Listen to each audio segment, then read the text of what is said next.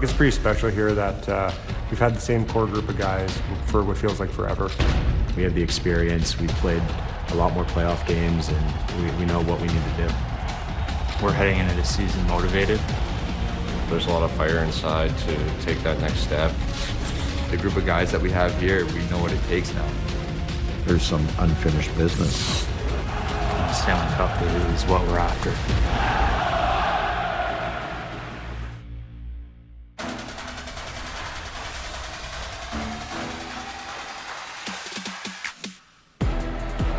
Tonight, the quest for the Cup continues as the Islanders begin their 50th season in franchise history. The expectations for this team are sky high, but the talent and the grit is there to make another deep run, and we can't wait to watch it unfold right here. Islanders hockey on MSG Networks is presented by Mount Sinai South Nassau in Oceanside. We find a way. Hello, everyone. I'm Shannon Hogan. Welcome inside our MSG Network studios.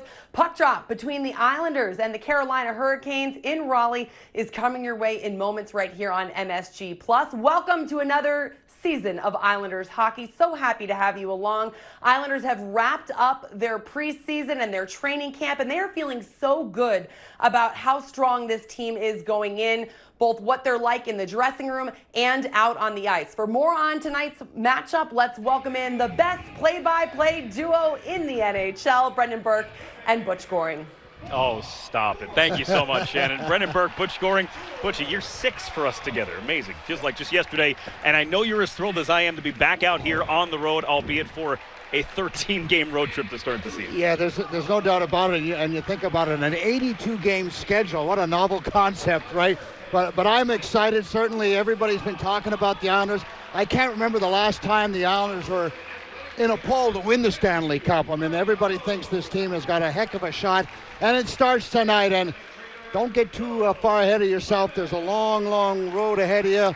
But the big thing is, get to the dance, Brendan. That's all that matters. Well, why wouldn't they have a shot? They have almost the entire roster back from last season. They came up a goal short of a trip to the Stanley Cup final, although not everybody. Jordan Eberle now a member of the Seattle Kraken, so the top line looks a little bit different. You'll see Kyle Palmieri up there, and don't forget, Anders Lee is back alongside Matt Barzal. And this is really, I think, a very dramatic change. First off, you never realize how good Anders Lee is until he's not there.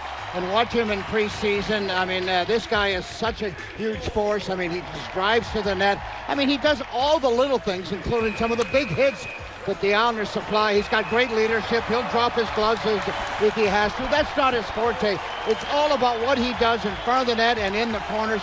He is a big body. He is hard to move. And imagine now, Brendan, they can't cross-check him 90 times before anybody gets to the net. So this guy's a big asset for the Islanders, and along with Palmieri. I mean, Palmieri is a flat-out goal scorer. He'll go to the dirty areas, and I'm looking for a huge season from Barzal. Now let's talk about the third line, J.G. Pajot's line, if you will. The lone offensive player making their Islanders debut tonight is Zach Parise, who starts his 17th season, but his first as an Islander. Oliver Wahlstrom on the other side. Do you expect a little more offense out of that third line? Absolutely, and I can hardly wait to see Parise in a real game, because this is a guy that plays exactly like Pajot. They go to the corners hard, they work hard each day, they play with lots of energy, they'll go to the dirty areas. Certainly Parise is a guy that scored an awful lot of goals in that particular area, and Wahlstrom's going to be the perfect fit, because all he has to do is get into the slot area, and Brendan, and he's going to score goals. So I think this line's going to be every bit as good as the Nelson line and the Barzal line. This is the deepest 3 sets of lines in the entire National Hockey League. Islanders taking on the Carolina Hurricanes tonight, who made a lot of changes, including in goal. That brings us to our goaltending matchup, brought to you by Audi. Visit your Tri-State Audi dealer today to pick up the Audi model you've always wanted. For the Hurricanes, a completely new goalie tandem. Freddie Anderson comes in from the Maple Leafs. He is the opening night starter for the Canes. They also have Antti Raanta. The Islanders won't have Semyon Varlamov to start the season, but they do have Ilya Sorokin coming off a fantastic rookie campaign. And how excited is he to be able to start this first game? And can he handle the pressure, because he doesn't have a lot of experience in the National Hockey League? Well, he can, Brendan. He won 4 games against the Pittsburgh team to help his team get to the new series. And then when Varlamov went out in that second game against Tampa, He had no warm-up in a tough situation, and what did he do? He stopped all 6 shots. So this is a guy that loves pressures, won championships in the KHL. I have no doubt in my mind this guy's going to be even better this year. And again, the Islanders, with their tandem, none better. Well, this was an awfully short summer for a team that played almost into July, and it still didn't come quick enough to get to opening night. But we are here. The drop of the puck on the 50th season of Islanders hockey is coming up next here from Raleigh, North Carolina.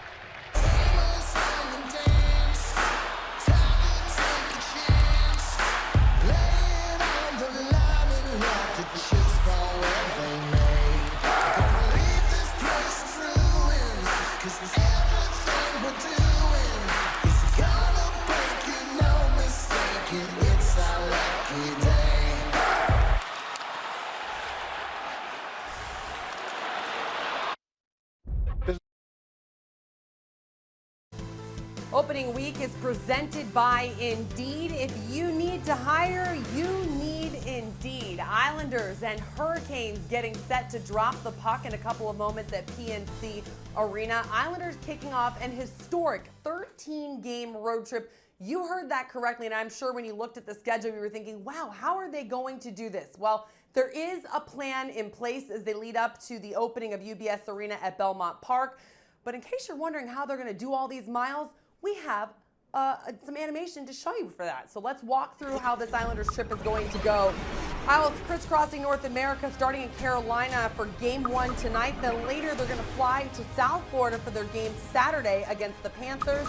Then more than 1,300 miles to the Windy City for Tuesday's game at the United Center. A hop, skip, and a jump. From there is Columbus to play the Blue Jackets before they head out west to the desert, 1,878 miles to Arizona for the front end of a back-to-back set. The following night, they're going to play in Las Vegas, and then they get a little bit of a breather. They're heading home for a stretch of 5 days without a game. Then they hit the road again. October 30th comes around, two-step their way to Nashville, Tennessee for a matchup with the Predators, then a flight home to trick-or-treat with the kiddos, and then you turn the calendar and you see 4 more days without a game before crossing the border to Canada to face Montreal, and a very long flight cross-country, 1,696 miles to Butch Goring's hometown of Winnipeg. Another back-to-back weekend, a flight from Manitoba to Minnesota for a Sunday meeting with the Wild. And after Zach Parise sees his former team for the first time, they're going to go home and practice. They have that quick trip to New Jersey before, once again, they're going to head back home. That's probably a bus trip, I'd like to say. And then they're going to go back down to South Florida again. They have games in Tampa against the Lightning, and then again to play the Panthers in Sunrise. And by the time this trip is over, they will have actually played almost a third of their road schedule and will have logged an amazing more than 16,000 miles. All that before the home opener at UBS Arena on November 20th. I'm out of breath just thinking about it. I can only imagine what this experience will be like for the players. We did talk to several of them about that at training camp, and they said, you know what, it's a challenge, but we can do it. We like spending time together. They're breaking it up with some of those trips at home, and they're just going to try to take it piece by piece. This is an Islanders team looking to take advantage of all that time on the road, not only to bond, but to collect some points, because then they're going to have a lot of games at home. All right, we are getting closer and closer to puck drop at PNC Arena, and we're going to have a little more when we come back. Of course, Zdeno Chara back with the Islanders, excited to be appearing in his 24th NHL season.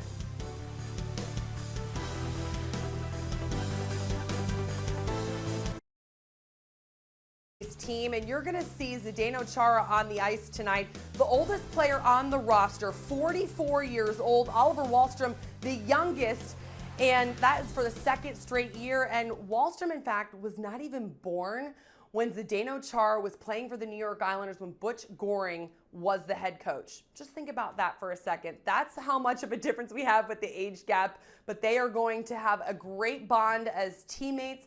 And we're going to go to Raleigh right now, where Brendan Burke and Butch Goring are standing by. They will have the call from Raleigh for this Game 1 of 82, Islanders and Hurricanes.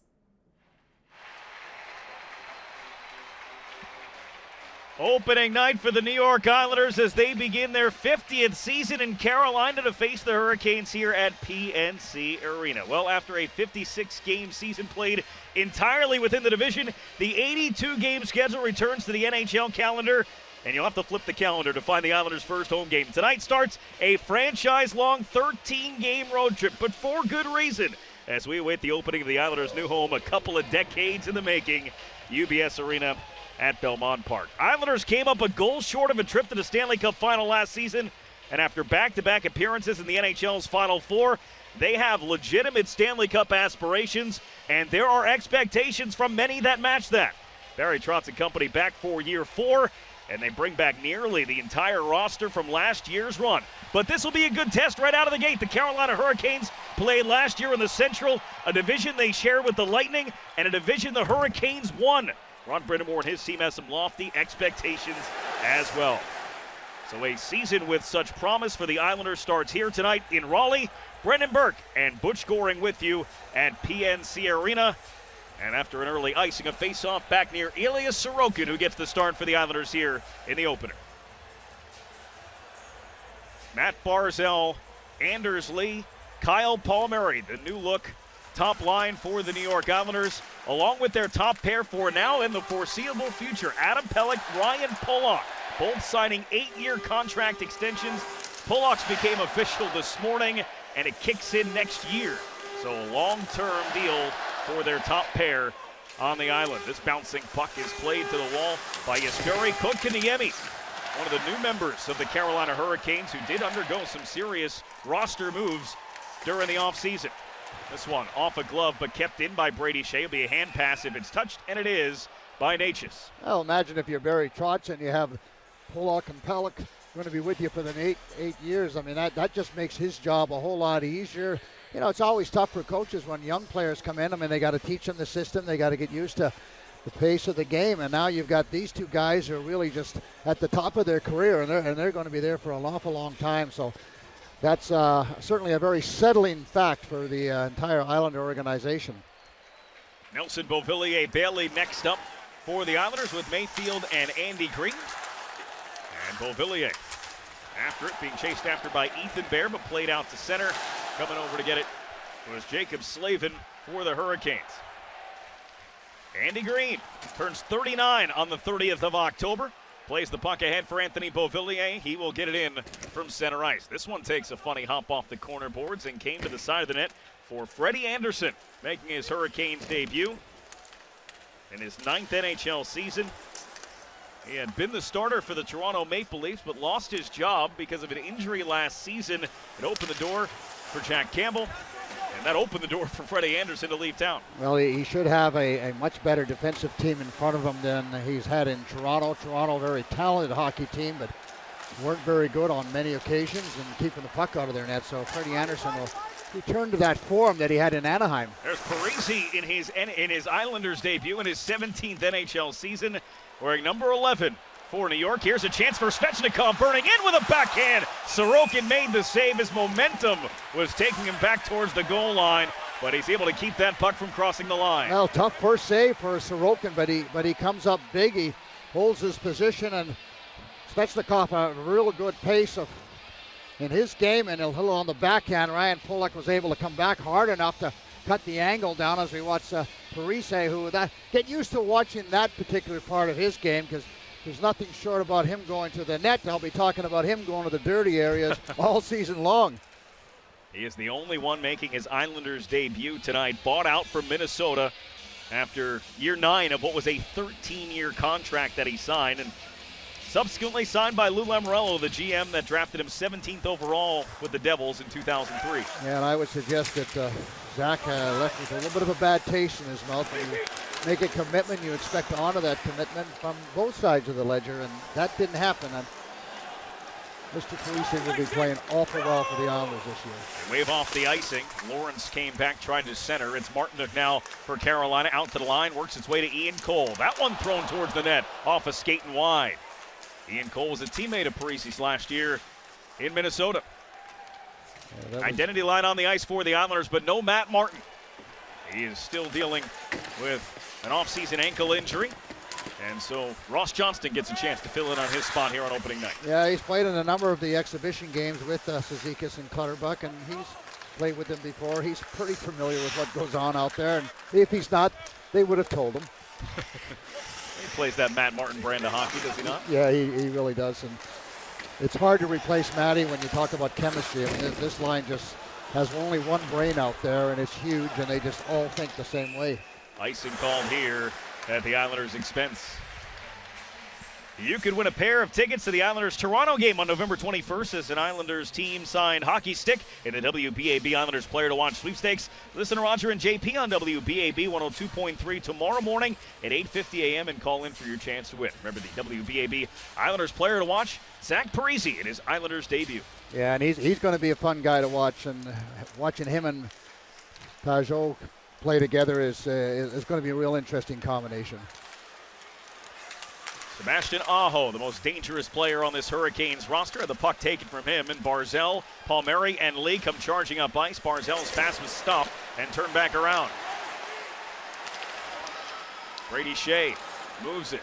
Natchez weaving his way across the line, rips a shot. That one glanced off the post and out of play. Good shot from Natchez, but look at the aggressive move by the goaltender Sorokin. I mean, that's what I like about him, is that he just doesn't stay in his net. He's aggressive when he needs to be. Good move by Natchez, but look how far out he is, Brendan. He's out above the top of the crease area, and that just gives him a lot more of an opportunity to make that save. So that's a good young hockey player for the Carolina Hurricanes, but a good start for the goaltender Sorokin. Natchez just 22 years of age. Had 41 points in 53 games last year. And had a couple of overtime winners in the playoffs as well. That looked offside. Well, hopefully we won't have to find out. And we won't. Doesn't look like it. Well, Islanders need to get off to a good start here. The Hurricanes are a very fast starting team, great skating team, and they can really lay a lot of shots on net if you just let them play their game. Well, Villiers and Nelson. Nelson tried it from out high, didn't make it. Followed it up, couldn't bump that one on through as Slavin emerges with it. Loops a pass over for Stahl. That one blocked down by Chara, and it took him a second. But we have a penalty here for hooking. Power play for someone. It's going to be an Islanders penalty. Yeah, Brock Nelson looks like. Minor penalty, hooking. It is Brock Nelson for hooking, and a Hurricanes power play here in the opening 5 minutes. There's a shot by Brock, back by Shea on the play, and then Brock stays right with it, so a good second effort. But have you ever seen a lot of players that agree with the penalty? Because Brock was looking over his left shoulder like the referee lost his mind for a second. Got the stick up in the hands just for a second, and that was just enough. So 4 minutes and 10 seconds in, the Islanders are on the penalty kill. And a quick shot from Aho was stopped by Mayfield. Islanders looking for a clear, and they get one, and it bounces to Clutterbuck. He races ahead shorthanded, and he is punched down to the ice by D'Angelo. They're cracking down on cross-check, but I guess if you don't put the stick in the hands, you're allowed to do that. Close to what I would say would be roughing, but good aggressive play by D'Angelo, and Clutter's taking his number down. Oh, yeah. Shot by Svechnikov, never made it through to the net. Tony D'Angelo now quarterbacking his power play for the Hurricanes after the offseason departure of Dougie Hamilton. Slid down to the side of the net, and they dropped it off for Aho, and he couldn't connect on the pass. Good look, though, from Vinny Trocheck. D'Angelo straight away. 50 seconds gone on the power play. That one bounced wide by Aho. Comes around to Svechnikov again. Hurricanes power play, 8th best in the league last year as that one got through. Save made, rebound bounced around the boards. D'Angelo keeps it in again. Some tired players on the ice for this Islanders penalty kill that have been out there the whole time. Dropped off in front. Svechnikov's backhand too tall. Off the glass, stays in play. Good aggressive play by Pelech that helps the clear, and Cizikas shoots it down. That was a long shift for the Islander penalty killers, but they did keep the Hurricanes to the outside. It was nothing from the slot area, and that's really what you want to do with your penalty killers, is give them shots from the outside the dot area. 25 seconds left on the Brock Nelson hooking minor. Early stages, first period, first game of the season. Long training camp, preseason games, albeit a game short for the Islanders, who had one canceled in Newark. But they're ready to play somebody for real, and this is their first opportunity to do so. And there's why you want Z on the ice for penalty killing. That long stick that he has, able to poke check the puck at the blue line. They had Chara and Green together on that penalty kill.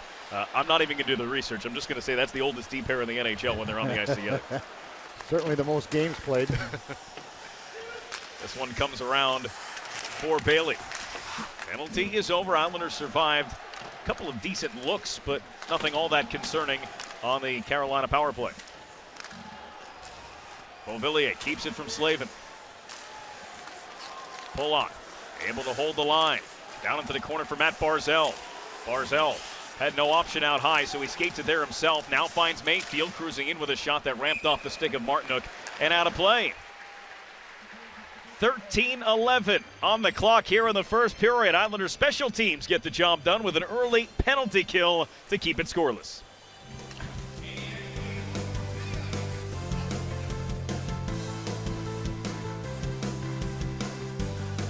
Look at tonight's NHL Indeed player resume, and no one has a longer resume in the NHL these days than this man, playing in game 1,609. He's got a Stanley Cup, he's got a Norris Trophy, and here he is beginning his 24th NHL season. Only 3 players have played more seasons: Chris Chelios, Gordie Howe, Mark Messier. Chara was 20 years old when he made his NHL debut with the Islanders. He's now 44 years, 210 days, the oldest player now in Islanders history to appear in a game. And to be able to do those things, Brendan, there's a couple of things that come to mind. One is you have to be a really good player, and number 2 is you have to really take care of your body and be a true professional. He gets an A+ on both of those. Palmieri with the block. There was help back there from Kotkaniemi, who had just come off the bench. And now Andy Green swings behind Sorokin to pick it up. Shots are just 2 apiece so far in the feeling out process of this game between 2 teams that haven't played since before the pandemic. What a save that was by Anderson on Barzal. That pass gone through. Barzal shot along the ice with Anderson deep in his net. He was just able to kick that left leg out. It's a great reactionary save by Anderson, and I think Barzal thought he had an empty net. I'm not sure he could have got it up in the toy department, Brendan, or not, but because he was in pretty tight, but that was a tremendous reactionary save by Anderson. Best scoring chance of the game so far for either side, as that chance from Bear was denied before it got on net. Oliver Wahlstrom flips this one in, tries to get after it himself, but Pajot will get there first. Nice little drop pass to Wahlstrom, but then it was taken from him. And here comes Svechnikov and the Canes. Svechnikov over the line. Slows up, help came, picked up by Teravainen, found Shea. Bouncing puck, kicked ahead and thrown out of the zone by Parisi.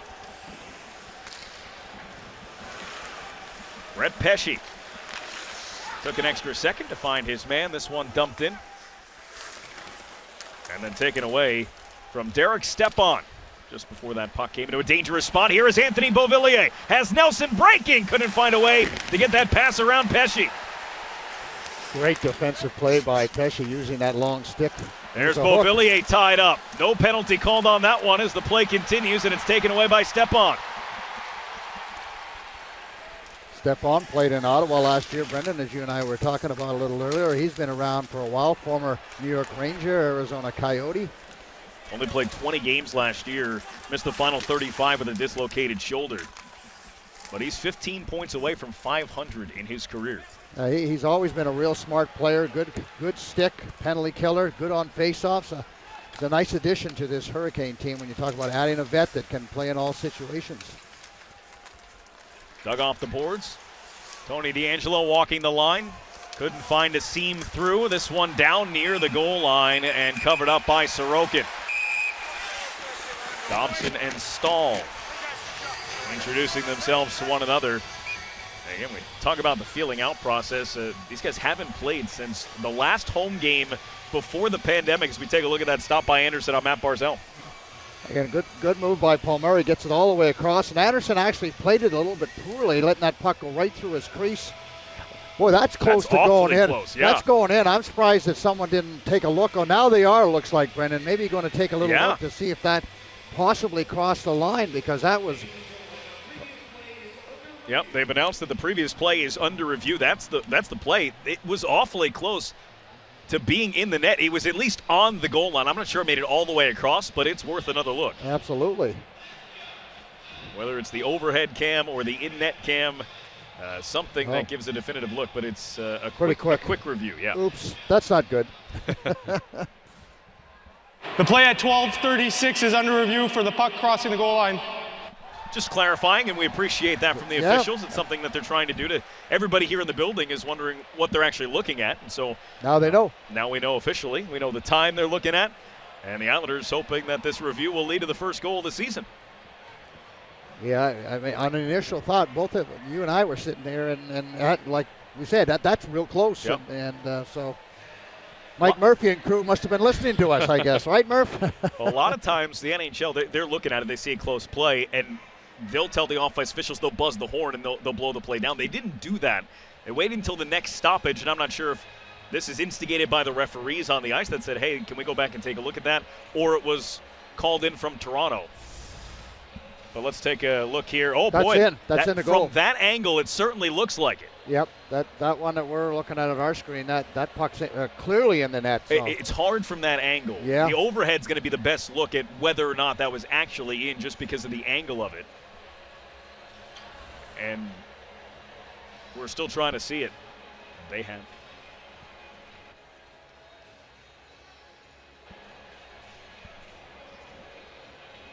But it's taken a long time. Again, we're talking less than an inch here, one way or the other, whether or not they cross line. Here's the overhead look. The overhead, and see if you can see it from there. His glove kind of covers it. Yeah, you can't tell from there. But the one previously, to me, was clear. Right here, as clear as day. Watch where this puck is. I mean, that's over. Yep. That's not, to me. Again, sometimes the angles can get distorted, but that's clearly over the line. It would be Matt Barzal's goal. That's a good 2 inches over the line, Brendan. That's not even close.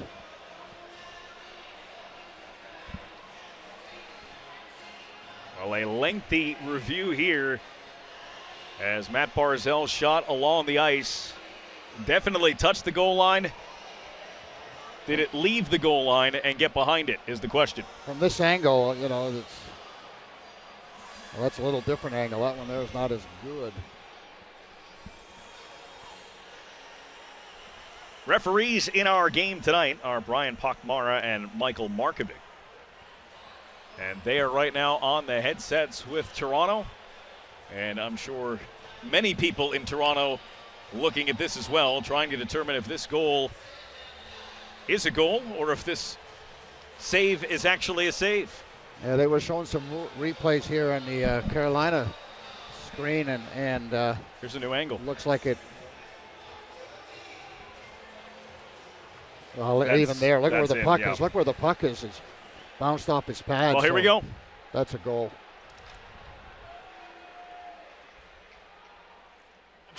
After video review, is determined that the puck completely crossed the goal line. Reset the clock to 12:37. Well, the crowd's confused. Yeah. They thought it was good news. It's good news for the Islanders and Matt Barzal. They lead 1-0. First goal of the season goes to Matt Barzal. It comes a couple of minutes after it was scored. Well, that's why you have video, right? To get it right, no doubt about it. And they're showing it on the Yeah, they got a great board. look at the video board here, so there is no more confusion for the fans here in attendance. Clearly shown across the line, and so they reset the clock to 12:37, and the Islanders get the first goal of the game. And Barzal is off and running, and talked to Barry Trotz about him, and he just, he knows that Barzal has tremendous talent, and he just wants to take little steps of all the little things that people do and to become a professional hockey player. And that's face-offs, and that's checking and decision-making.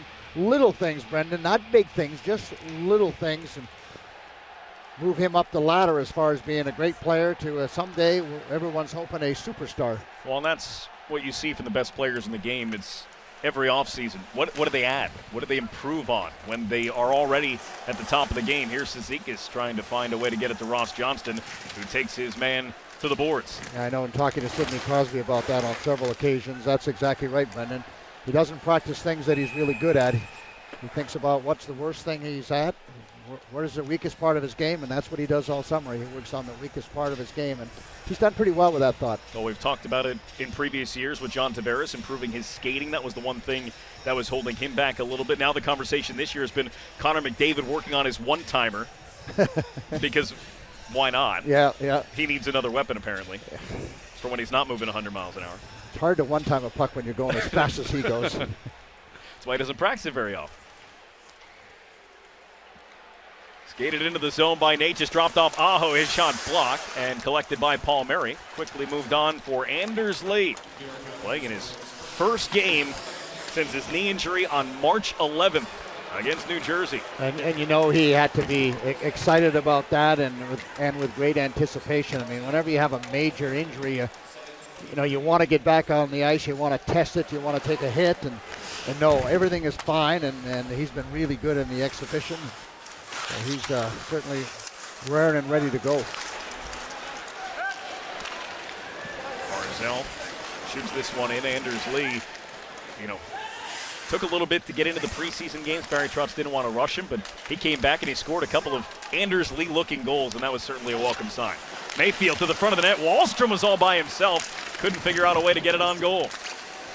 Breezy got in there and tangled up with Teravainen. And shot in by Scott Mayfield.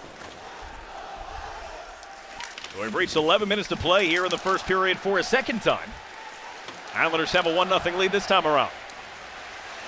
Again, they reset the clock back to 12:37, the time of the goal. So they had played a couple of minutes. Those didn't count.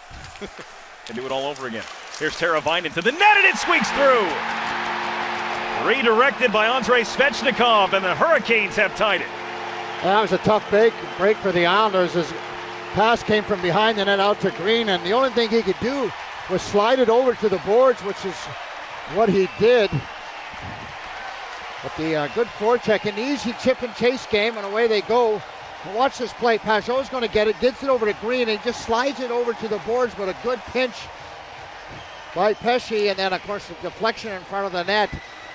Sorokin couldn't quite handle that puck, and there's a shot by Natchez from the point. Svechnikov, big strong body, is able to get his stick on it, and Hurricanes strike back in a hurry. So the first goal for Carolina goes to Andrei Svechnikov.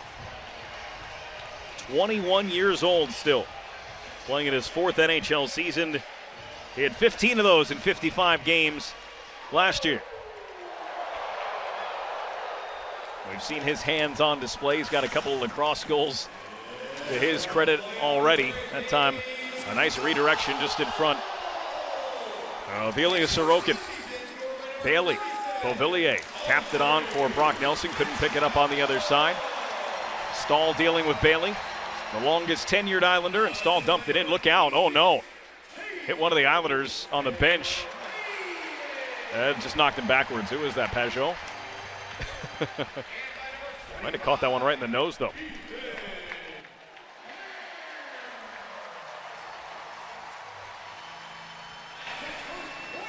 Make sure you join Islanders Reserve, NewYorkIslanders.com/reserve.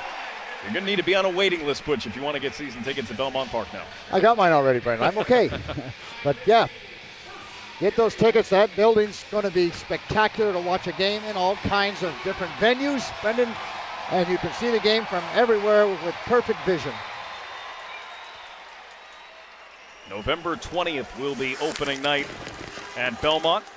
We are counting down to that. What are we, 34 days away from there?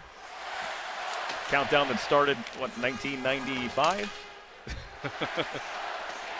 For sure. Yep. Halfway through the first period, icing called here.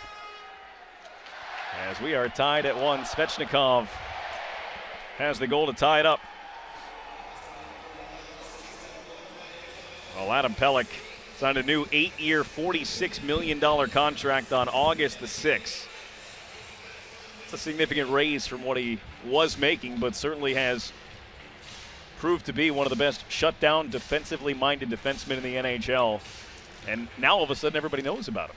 A couple of years deep into the playoffs, and they're not sneaking up on anybody anymore. Well, great exposure, and just to add on to that, Brendan, he's going to be invited, at least there's rumors, he's going to be invited to play in the Olympics with Team Canada, so that's how far he's come. Wonder who else could wind up on the Olympic rosters for the Islanders as Pelech closing in and then backs off. I imagine Anders Lee might have an opportunity as well as he stays healthy as Brock Nelson takes down Aho. Aho was falling down to the ice, and so his helmet got crunched along the boards. There is a penalty as now Nelson is grabbed by Brady Shea. I didn't see the arm go up initially. Aho has just now gotten back to his feet. Nelson was coming in and Aho was on his way to the ice, and it's not a good looking play, but I'm not sure there was any intent there. No, not at all. I mean, he was barely moving, and he just more or less bumped into him, and Aho was in a precarious position. And I didn't see any penalty called on the initial No, play. so I think the only penalty is going to be for Shea's reaction. Brady!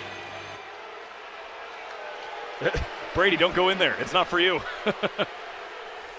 Brady Shea was on his way to the box. He's the one that threw his gloves off and grabbed Brock Nelson. They're going to call a slashing penalty, and we'll figure it out when we come back. No one is in the box quite yet. It's 1-1 here in the first.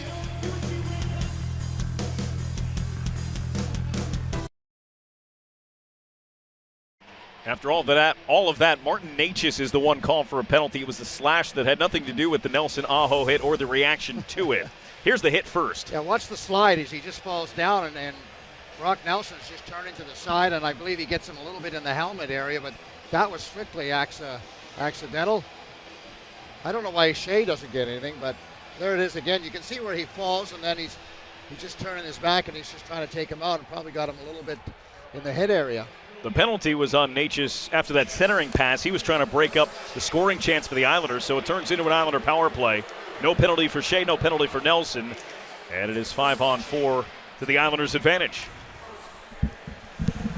It is the first Volkswagen power play of the day for the Islanders as Barzal navigates in, gives to Palmieri, and now back to Barzal, trying to get it out to the line for Dobson. Eventually it got there.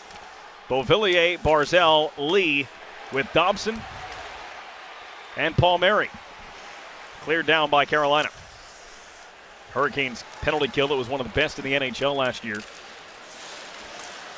Top 4 in that category as the Islanders struggle to get it deep. Good stick by Teravainen right at the blue line, and was able to poke check the puck. Islanders, we mentioned, they bring back so much of their roster, but one major part left on offense, that's Jordan Eberle. One major part left on defense, that's Nick Leddy, who actually led the Islanders in power play points a year ago, had a goal and 10 assists on the man advantage, more points than anybody else on the roster. This is an area where that has to be in the, I keep saying, it has to be in the top 10 to be a real threat to win the cup. You've got to be able to score when you most need it, and you got to be able to do it somewhat on a regular basis, Brendan. They ranked 21st last year in the power play category as this one is deflected off the glass and down. They were significantly better on the power play during the playoffs, which was certainly a welcome sign, but their penalty kill dropped off in the postseason as well. Oops. Wahlstrom slipped over the blue line, and this will be an easy clear for Carolina. We used to say someone shot him with a dart back in the day. 12 seconds left on the Necas slashing penalty. Don't think we've had a shot on net, have we? I don't believe so. No. A lot of back passing. Each team with 4 shots of the game, each team with 1 goal. Necas is out of the box. Pretty pedestrian power play for the first one of the year for the Islanders. This one is icing just after the Islanders' power play expires. Time now for our Cadillac trivia question. Make sure you submit your answer to hashtag Cadillac Trivia. Barry Trotz made his Islanders debut in this building back in 2018. We want to know who scored the overtime game-winning goal that night. I think I know that one. There you go. That was a memorable night, not only for Barry Trotz in his debut. That was the same day that Barry Trotz put the C on the jersey of Anders Lee for the first time. And obviously an Islanders overtime win. And the goalie was pretty good that night, Yeah, too. he was. He absolutely was. Thomas Greiss, with what Barry said was 100 shots, maybe. Maybe 100 attempts. This one bottled up behind the net. Inside 7 minutes to play here in the first period. Islanders with a goal from Matt Barzal. Hurricanes with the response on a nice tip from Andrei Svechnikov. Cizikas looking forward in the skates. Couldn't find it. Islanders were in a change. Lawrence coming in. Knocked down by Ross Johnston, who then awkwardly slid into the boards. Pops up okay. Palmieri. Run down by Niederreiter. Palmieri stayed with it. Barzal couldn't slip through Slavin. Pretty close checking from both teams, doing a good job in the neutral zone, stepping up on the play, and quite a number of turnovers by both of these teams. Trocheck coming in, and a glove stop made by Sorokin. Overall, a pretty good pace for the first game with both of these teams. Practice games or exhibition games are certainly a cut below what a regular season game is. So it takes a little while to get your rhythm out there, even get your legs where you're playing at that quick pace that you normally would play. And they're both teams, I think, are being pretty careful as far as turnovers and stuff, Brendan. Wanting to make sure they have guys back in position and really no odd man rushes. So it's been somewhat of a conservative period for both of these teams. Slavin off the faceoff. That one got through. Slavin just threw it to the net. A lot of traffic, a deflection, and it's 2-1 Carolina. Yeah, it's a face-off win for the Hurricanes. Stahl, big captain, wins a draw back, and Slavin does the smart thing.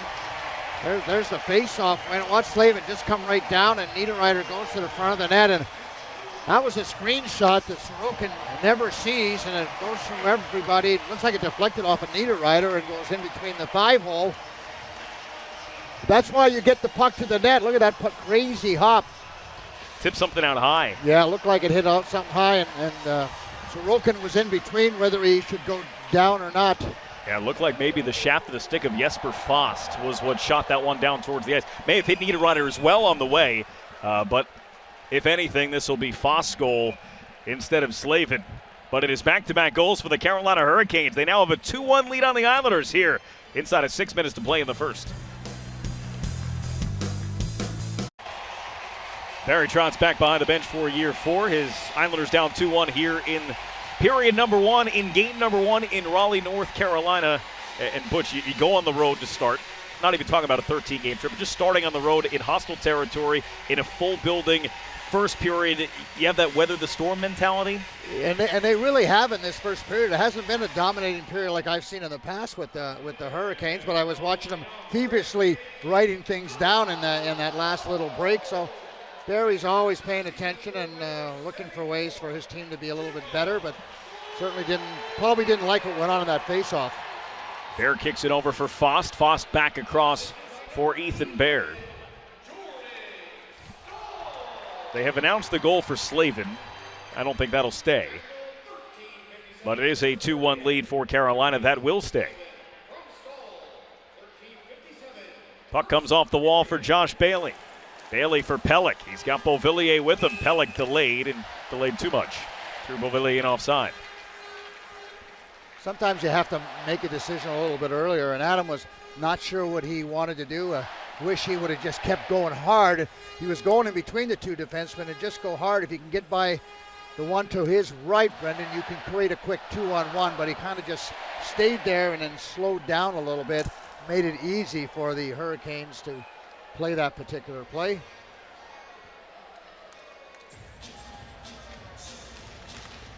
Wahlstrom and Trocheck off that face-off that comes bouncing in near Freddie Anderson, who has only seen 4 shots, and he actually made the save on the one that went in. A little too late. It's the only thing that's beaten him, as there's a shot blocked by Parisi on the try from Svechnikov. Islanders can't get it cleared. Tony DeAngelo down the wall with an off-angled shot that's swallowed up by Sorokin. And then a little bit of extra conversation between Svechnikov and Chara. Well, Chara is going to want to protect his goaltender and not let Svechnikov back in too far. And he just wants to let him know, I think, that I'm taking care of this, and if you want to continue to push me, maybe on the wrong end. D'Angelo played with the New York Rangers. Tremendous offensive year, Brendan, in his first year. And one thing he can work is a power play. Ian Cole with a blast that missed the net wide as Pajot got tangled up and spilled down with Trocheck. More traffic in front of Sorokin. There has been plenty of that here in the first period. That's the way of the NHL right now with the goaltenders, as good as they are, athletic, and the size. The only way you can get one by them is, make sure they can't see it or have it go in off a pad, a skate. Who cares? Pajot bumped down to the ice by Trocheck. Islanders loft this one in. Glove down Ian Cole. His stretch pass tipped in by Jordan Martinook. Mayfield moved it on for Dobson. Up the boards for Clutterbuck. Has Cizikas and Ross Johnston. They enter the zone together, but a nice play by Pesce. Just a solid defender for the Carolina Hurricanes is Brett Pesce, now in his 7th NHL season. As an Islanders, one of the areas Barry Trotz will want to clean up is the turnovers. The Islanders have really turned the puck over quite a number of times, and that's not their game. They're forecheckers. Chara back to Clutterbuck and into the zone, but this one is blown down with 3:45 to go. Now it's time for the live odds presented by FanDuel Sportsbook. Make every moment more.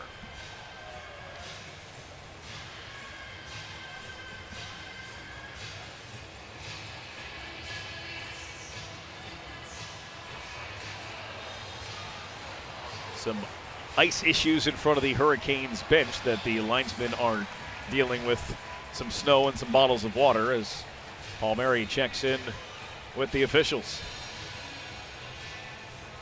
Yeah, you want to make the officials your friends, not your enemies, Brendan. So every opportunity you get to talk to them and be nice to them and ask them how life's going, I'm telling you, it all works in your favor. I mean, you want to badmouth these guys, get on their case. You're not going to get a break. I mean, they're human beings, and they can be nasty at times, and not because they try to be, but just those things happen. So get them on your side. Face-off is going to be inside the Hurricane zone after all of this. And with a chance to catch their breath and pick their lines, Islanders send out their top line, and Anders Lee to take the face-off on that side of the ice. Palmieri comes in to pick up the puck. Dips the shoulder, brings it around the net, gets topside, threw it on net. A save made by Anderson. Couldn't track the rebound. Comes out to the line again. Pullock towards the net off the skate of Matt Barzal. And Barzal limping a little bit as he took that shot off the foot. Aho's pass directed away by the back-checking Palmieri. Islanders scrambling around the defensive end. This one worked out okay. Lee hits Brock Nelson. Nelson drags, moves to the backhand, chipped on goal. He drew a penalty. Brock Nelson didn't score, but he made his move to the net and draws a penalty and a power play coming for New York. And there's that cross-checking that the National Hockey League is going to try and bear down on. You're allowed a little pushing, a little shoving here and there. Nice play by Lee to get it to Brock. Watch the big arm sweep he has. Drives wide, and there's the cross-check by Shea. Cross-check. So the players are going to have to learn what's acceptable and what's not, and that was right in the midsection. And one of the reasons the cross-checking rule came into a little stronger effect is that Mayfield cross-check in the playoffs. Yep. On Kucherov. Right in the midsection. But that's a good teaching point right there for the crackdown on the cross-checking. If he does that exact same play without the stick in both hands, you're allowed to push the guy out of the way. Just don't take the stick with you. Yep, exactly right. Well, you watch a lot of lacrosse. You know all about the cross-checking. Look out. Islanders have more players on the ice than Carolina. Didn't look like it in that instance. As Wallstrom is shoved down to the ice, Slavin coming after it.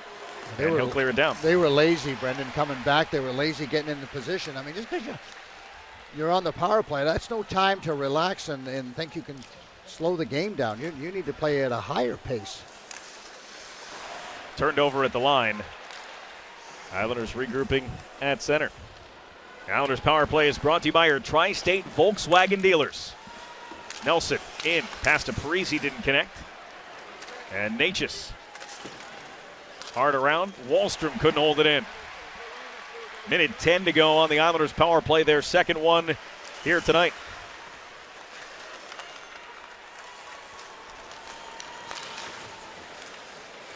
Palmieri dealing with Ian Cole. Then in came Jesper Fast, and he has the puck. And the keep-away game interrupted by Palmieri, but Cole racing to get it and eating more time off the clock, down to 45 seconds. Now Barzal with speed over the line for Palmieri. Return to Barzal. Changing sides of the ice. Lee couldn't reach it. Teravainen fumbled it for a moment. That at least stopped a full-length clear. As Beauvillier to Palmieri, and he finds a way back into the middle of the ice, and a neat little poke check there from Pesce. Stopped a good chance for Palmieri. Good defensive play, and show a video on how to poke check. That was A1, and Palmieri tried to drag that puck to the inside of the defenseman. Freddie Anderson to Gordon Stahl, and it's cleared again. Nothing doing on that Islanders power play. They're 0 for 2. It's still a 2-1 Carolina lead as the crowd appreciates the PK here in Raleigh. Pollock, Pajot, he didn't miss by much. Oh, what a play by Ryan Pollock, driving through the middle of the ice and a little drop pass to Pajot. Had an opportunity there. Svechnikov showing off some speed. Islanders get back. Here's Ian Cole with a chance. Sorokin left the rebound, didn't realize it at first. Islanders get away with it. Cizikas gets to the red line, gets it in, sends Clutterbuck after it. Try to throw D'Angelo to the glass, turned away from the hit. It is Niederreiter. Yeah, that was Clutterbuck looking for a little get even measure from an earlier check by D'Angelo. D'Angelo's last game since the end of January with the Rangers, when he was suspended from the team after getting into an altercation with his own goaltender. And he could not find a place to play all of last year, and so finds a place to play this year. But it's been a while. A little open space, a little can opener from Brady Shea. He'll take the puck the other way. 5 seconds to go in the period as it rattles around the boards. Aho thrown to the net, glove down by Mayfield. That'll do it for the opening period of the opening game of the season. Islanders had a 1-0 lead. Carolina scores the last 2. Yeah, not an impressive period really for the Islanders. As I mentioned earlier on, not as much pace as I would have expected from them, given how quick they played in the exhibition games. And really, decision making was not very strong. So look for the Islanders to be a little smarter with the puck, get more into their game, Brendan. You know, you back people off, that gives you more room as the game goes on. Carolina was able to hold the blue line on many, many occasions. So look for the Islanders to make a little adjustments. Coming up, it's the first intermission report brought to you by your local Honda dealer. Shannon Hogan and AJ Malesko will take you through it. They'll have some stats and highlights and plenty to talk about as AJ breaks down period number 1 here from Raleigh, North Carolina. For now, we send things over to Shannon Hogan. She's standing by with Matt Barzal. Shannon? Yeah, thanks so much, Brendan. Exciting first period of hockey for the Islanders and the Carolina Hurricanes, and Matt Barzal scoring the first goal for the Islanders this season. Matt, can you kind of just walk us through overall the first 20 minutes of this game and how you feel like your team was able to come out tonight? Yeah, I mean, obviously their first home opener game here, and you know they're going to be excited. The crowd's crazy, so you know they got their legs and their juice going. So, but you know, to get that first one was nice. They kind of got 2 back on us, but thought for the most part they pushed the pace and had us on our heels. So we just got to find a way to make an adjustment and turn the tide a little bit. We've seen a lot of exciting goals from you. We had to wait a little bit for the call on that one. Did you feel like it went in all along, or was it one of those that was so fast and it was just close you were waiting to see what the ultimate call really was? No, you know what? When I first shot it, I thought there might have been a chance that, you know, it was one of those ones where a goalie is deep in his net and sticks his leg out and he's got a little room there. So fortunate bounce for us and for me and our team, and you know, obviously getting the nice one, getting the first one off your back's nice.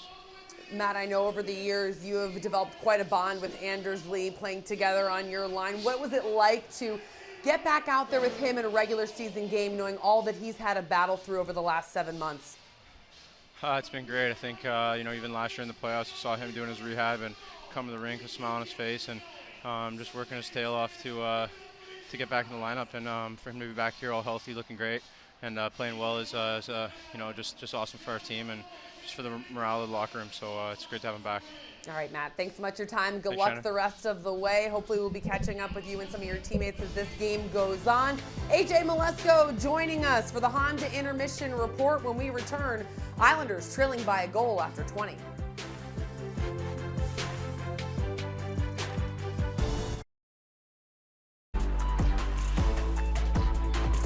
You're watching the Tri-Honda Intermission Report. Islanders and Hurricanes in Game 1 of 82 of the season, and so far the Hurricanes have the upper hand.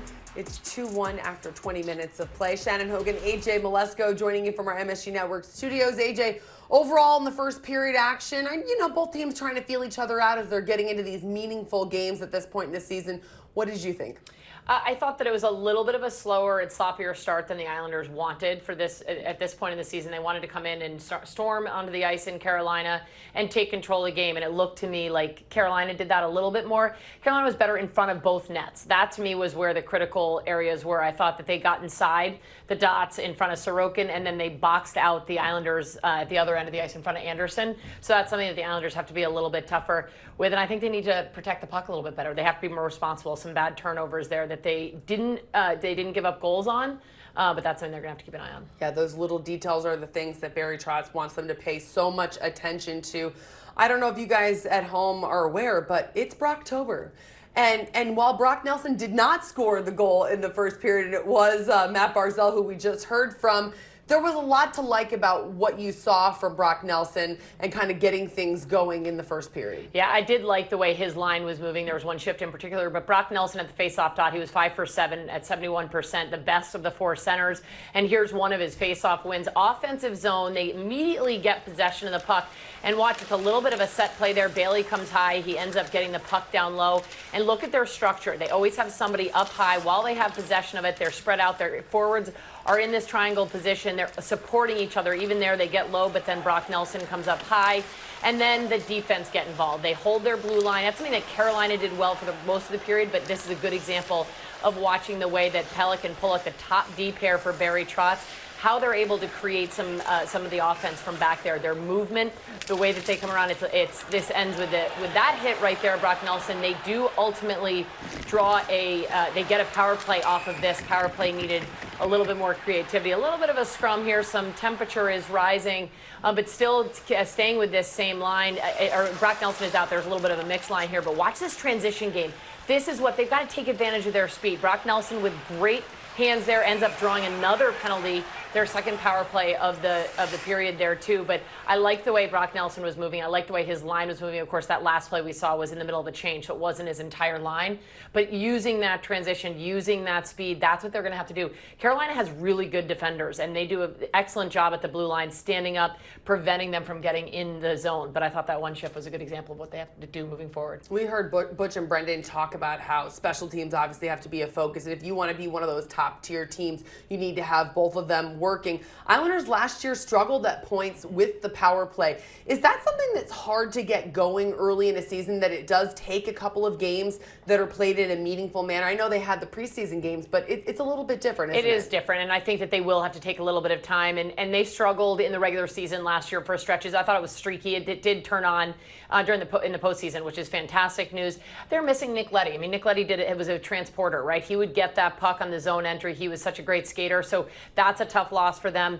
They do have obviously other pieces. You guys see Zach Parise out there doing a good job down low. He's very good at that net front position where we also see Anders Lee. They have the pieces. It's early in the season, so I give them a little bit of a break. I think that they were working really hard, and that's the first key. Get the puck back, recover it if you lose it, and then try to get your setup. All right, we're going to have plenty more with AJ Malesko as we continue here on the Honda Intermission Report. 2-1, the score in Carolina as the Islanders are trailing by a goal after the first period action here in Game 1.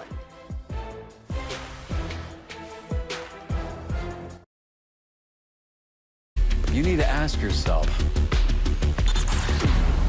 why am I not a member of the world's favorite sports book?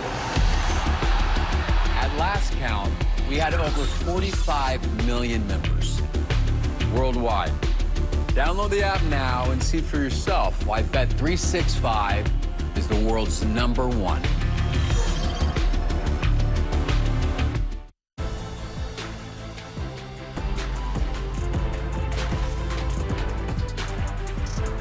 Honda Intermission Report rolls on. Islanders are playing in Carolina to kick off their 13-game road trip, trailing 2-1 after one period of play. And AJ, we did hear from Matt Barzal. He scored the first Islanders goal of this regular season. It took a little bit for them to give the credit that actually was an Islanders goal, but you saw the play kind of develop. Yeah, you know, and it's interesting. You look at this line, and it's great to have Anders Lee back. When you were talking to Matt Barzal in the intermission, talking about having Anders Lee back on his wing and how excited he is to have him there. And then Anders Lee in the media day with you, he also talked about how great it is and how much more you can appreciate being out there and playing and after being sidelined. And you can just see how excited he is. And Palmieri, what a fantastic setup there. One-handed backhand feed. And then this is what they were taking forever to look at. Great job, great camera angles, and great work by the NHL officials to take that good look and make sure that they got it right. And there's the congratulations for Matt Barzal and first goal of the season for the Islanders. Yeah, it's always good to get that first one. And I feel like he is a kind of player who, I know it's all about the team, but he does like to get that offense going and then can kind of build off of that. Yeah, and I think that is important for him. And he's a great setup guy too, but it's always good to score a goal, and it's good to get that monkey off your back a little bit. Early on in the season, he can get back to what he does so well, which is passing, setup, his vision. He drives the play. You know, he's got the puck on his stick more than anybody else. So it is one of those things where you see him score, and it's nice that he was rewarded for all that effort. And I like to see the three of them working so well together. Well, the game is just getting underway. 2 more periods to go, and we're going to have a little more on the Honda Intermission Report when we return, so don't go away. By FanDuel Sportsbook, make every moment more.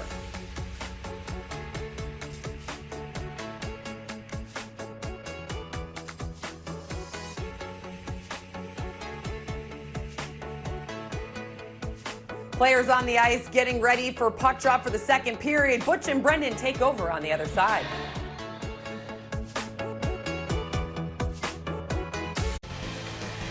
Well, certainly have to be a whole lot better this period, Brendan, and AJ talked about it, just really mismanagement of the puck and not sharp in their own zone, and didn't get, what did Barry say? They're not invested enough in this game thus far, and playing a little bit on the outside, need to get inside the dots, but just I didn't like their pace.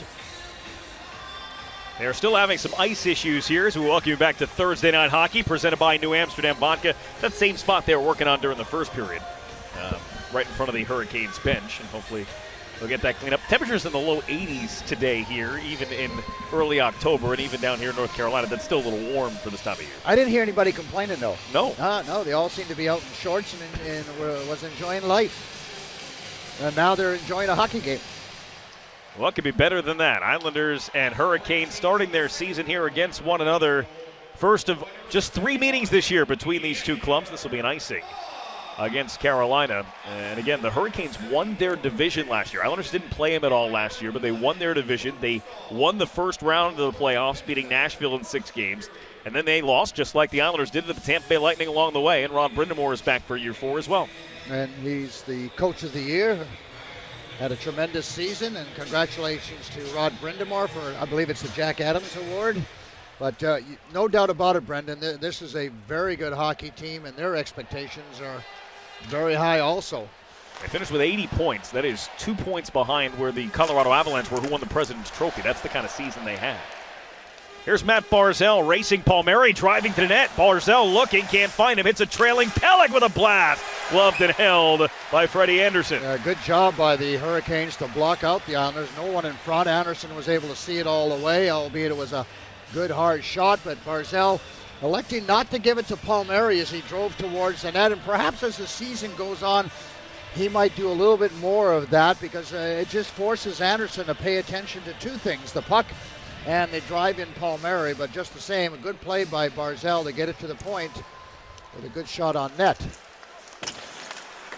This one tipped down the ice around Zdeno Chara. Thompson has to come over to get it. This one lifted safely out to center, picked up there by Anthony Beauvillier.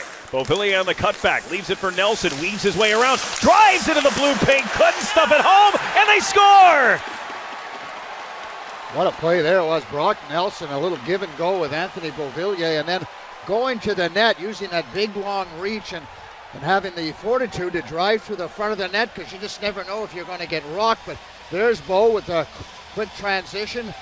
Watch the move by Brock Nelson, driving right to the front of the net, and he just stays right with it and able to get it into the net. But leaning in, see that left knee, just lean as hard as you can, create the leverage, and then just stay right with it, and he's able to pot it into the net. But that's a strong play by Brock Nelson. AJ was talking about what a good first period that Brock Nelson had, using that speed, that lankiness that he has. And Brocktober is alive and well. It's the first of Brocktober. 4th opening night goal in his career. And the Islanders, in the opening minute of the second period, have tied things at 2. What a play. Just to stay with it. Stuffed on that first try. I just love the fact that he took it wide and then went to the net with it, Brendan. So often guys go behind the net, they pull up. Not Brock Nelson says, no, I got a track right there to the front of the net. Oliver Wahlstrom navigating in. Got some help from Pajot. I know they scored. No, it's only been a minute and 30 seconds. They look different here in the second period than they did in the first. Yeah, it looks like they have a little more jump to their game. Beauvillier and Dobson get the assists on the Nelson goal as the Islanders come out with a couple of shots and the game tire to start the second. Pulled off the boards by Teravainen. Then Svechnikov try to go out to the line. Ethan Bear pinched in. Beauvillier gets around him. Anthony Beauvillier picked up then by Slavin, turning around with it, finally taken off the puck. And a penalty call, because he was on his way to the puck when that hit was delivered, and interference will be the call against Svechnikov. So, second effort, get those feet Carolina, moving. Number 37, 2 minutes for interference. Create the opportunity for Anthony Beauvillier. And it's one thing that was really noticeable in training camp, Brendan, and watch him, is that's interference. That's an easy call. Tough argument, but the fact that he skated hard down the ice, Brennan, and then started skating hard back up the ice on the back check to possibly get the puck back, and so he creates his own opportunity. And so the Islanders go to work on their third power play. First 2, nothing to write home about from the first period. See if any adjustments were made during the intermission on that front. Number one is, if you can't carry it in, get it in and do a little forechecking, because the Hurricanes were lining up 4 strong, so let's just see if they play a little bit more of a chip and chase game, just to get it in there deep. Anders Lee settles it down, rips it back around. That one took a hop off a stick and over the glass. Faceoff will stay in the zone with a minute 31 to go on the power play. Now, one of the most important things on a power play is entry. I mean, if you can't score and get a golden opportunity on the rush, then the entry becomes really important, and that allows you to run through your plays and get the player movement. And thus far into this third power play, we haven't seen much ozone time on any of the power plays so far. Face-off win by Carolina, but Beauvillier gets to it around the boards. Then he nearly had his pocket picked by Aho. That stays in the zone, but doesn't result in anything more than a Carolina cleared. Very aggressive PK by the Hurricanes. Aho, tremendous skater, and newly appointed an assistant, I believe, this year, Brendan. Got to have your lead players feel like they have a little responsibility other than just playing. Oh, there's a penalty against Anders Lee. Talk about those cross-checking crackdowns. He came into the corner on Natchez, and that will be it for the Islander third power play. 58 seconds prematurely as the Islanders captain will go to the box. Yeah, and he had his stick out all the way in front of him, and he didn't want to use any kind of minor penalty. Any kind of motion. And you'll see Anders Lee, if he can't coming in here. He's not really a push all that much, but you know, his back was to the play, and so that constitutes maybe a dangerous cross-check rather than anything else. But you know they're going to call it close early in the season. Well, and it's Rule 59. It is a point of emphasis for the NHL officials as something you have been lobbying for years, a crackdown on cross-checking. Yep, and I'm happy about it too. I don't know if Anders Lee may not be quite as happy, but I think it's a good change in the way the game is played. I think maybe not happy right now, but I think his life's going to get a whole lot easier with the way he plays the game with the cross-checking coming out a little bit. You would think that he'd have a lot less bumps and bruises on his back, during the regular season than he normally would encounter. The lower back, the ribs, all going to feel a little bit better. So 4-on-4 here as a result of the lead penalty while already on a power play. Sorokin had to take off the glove to dig that puck out of his pads. Face-off will be in the Islanders' end. So Pajot and Zach Parise, 4-on-4. So that's see how quickly they can develop chemistry as a unit. Pajot going for a skate. He'll leave it off behind, and Ryan Pulock coming to it. Nice look for Parise. Has Pajot breaking. Goes back across. Wanted Pulock. It was deflected by Stahl, and the Islanders send it across the ice to Green and back again. 30 seconds left before it will be just over a minute of power play time for Carolina. Andy Green with a shot. Easy stop by Anderson. Green, his momentum carried him into the corner. Ethan Bear came away with the puck. Martin Necas. Necas for Bear. Bear coming over from Edmonton. Thrown down to the goal line for Necas. Stops and starts again. Necas leaves it for D'Angelo. Settled by Teravainen. Kicked off to the boards. Back for Teravainen. One-timer kicked away by Sorokin. He had to get from right to left in a hurry, and he did. Teravainen, good puck movement. Opened up for Svechnikov. That one deflected away in front. Back to the front of the net. And swept away to the boards. Power play here, humming for the Hurricanes. Teravainen found a seam and went right on through. D'Angelo straight away, loads it up, doesn't shoot. Svechnikov gives it back. Now he does, sails through, save made. Rebound there for a moment and covered up by Sorokin. Sorokin had a tough time finding that one. Good puck movement, good quick puck movement by the Hurricanes. And there's the shot and a good reactionary save by Sorokin. Svechnikov, another shot and a kick save by Sorokin, but certainly the Hurricanes getting shots towards the net, something that the Islanders really didn't get much done on their power play. Barry Trotz talks about it all the time. Quick puck movement and make a decision. Longer you hang on to it, Brendan, the easier it is for the penalty killers. Still 34 seconds left on the Islanders' kill. Off the draw, batted down the boards by Teravainen. Daniel Chara couldn't get it to Mayfield. Cut off, centering feed benefits the Islanders as it went right on through Trocheck. That's a tough pair out there right now. Tough, and I mean, don't hang around the net too much with Mayfield and Chara. Clutterbuck and Cizikas up front killing. There's that long reach of the 6'9" Chara coming into play. And there it is again as he shoots it down the ice. Good job by the Z-Man. I mean, he may not be as fast as he once was, but certainly he plenty of hockey sense, plenty of experience, and he understands the game. Power play over for Carolina, but here they come, and Sorokin cleared it aside. Chara and Pelech, that one rides the ledge of the glass and dumps off into the seats. You know, I was in the American Hockey League when Chris Chelios came back at 46 years old. And again, they're not the fleetest of foot at that time, but they're so smart. They're always in the right position, and that means a lot. It really does, Brendan, because you know when you're a young kid, you're not taking the shortest path. You're just taking a path, and you're trying to get there as quickly as you can with your speed. Where when you get a little older, you take a little bit more of a direct path. You're smarter. You look at the situation, you view it, and you say, okay, what's my best move? It's brain first, legs second as you get a little bit older. And if you got both? And if you got both, then you're Bobby Orr. Josh Bailey able to help this one get out of the zone completely. Ethan Bear, his pass went too far for Niederreiter. Came off the skates of Pulock, and now it's Beauvillier. For Ryan Pulock, turned 27 this last week. They were able to slip this one through for Derek Stepan, who tried the blocker side on Sorokin. Follow-up try, picked away by the right leg of Sorokin.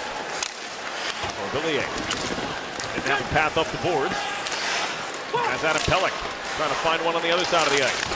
Pelech stayed with it, doesn't get out. Slavin blocked in front by Bailey. Martinook kicks it back to his stick, right through the blue paint. Comes to the wall, Pesce loads and fires, and Pelech right there to block it off his legs and out of play.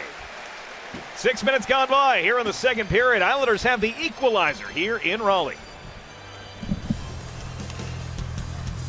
Miles with goals from Barzell and Nelson tied at 2 here with the Hurricanes. Islanders games at UBS Arena at Belmont Park will be the place to be for a great night out with friends, family, and colleagues. The state-of-the-art arena features 8 bars with views of the ice, so you can grab a drink, hang out, and never miss a moment of the action. Get your group seats today at NewYorkIslanders.com/groups. Yeah, everybody anxiously awaiting that moment, Brendan, November 20th. This one is halted as Lawrence wound up in the net, and the net wound up off its pegs. And so they blow it down. They'll try it again. Was Lorenz, but now it's Lawrence, it was Stephen Lawrence. He's corrected people finally. You know, sometimes it takes a few years for guys to work up enough courage to say, hey, you're saying my name wrong. Yeah, that's not who I am. Those I'm fine with. It's the ones that change their mind on the way they want it to be called. Those ones. Every second year, you mean, or something? Yeah. So, or change teams. I'm going to be somebody different. Yes. Those guys. They're on my list. Well, we'll give the young Stephen Lawrence in his second NHL season a pass on that. Lawrence centering feed. Cizikas lofted, they score. It was off Cizikas' stick, right to Jordan Martinook. Carolina back on top 3-2. Just in a perfect spot. Casey Cizikas did what he is supposed to do. In the low slot area, and that pass came out, and he just couldn't handle it, and it went right on Martinook's stick. They got good hard work down low by the Hurricanes, a little give and go. And look at Cizikas putting pressure down low, and he comes back to the front. It's right on him, and he gets checked a little bit in front of the net. Loses the puck. He's in quick shot away by Martinook, but that's just a tough break for Casey. Perfect position, did what he was supposed to do, and just got checked just as he touched the puck. And so the fourth line for Carolina scores a goal against the fourth line for New York. Jordan Martinook scored his 4 goals all last season. And then a wraparound try. Sorokin had to stretch for the attempt by Trocheck. You have to have some pretty good groins to do that. And Sorokin, tremendous athlete and great flexibility.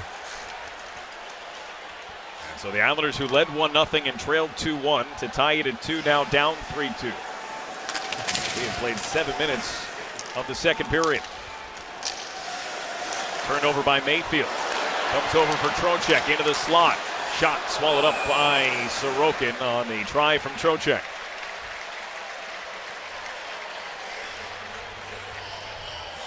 Well, you mentioned it, a good little wraparound attempt, and Sorokin gets all the way over, and Trocheck on his forehand, and that one got to the red line, and Sorokin got there just in time.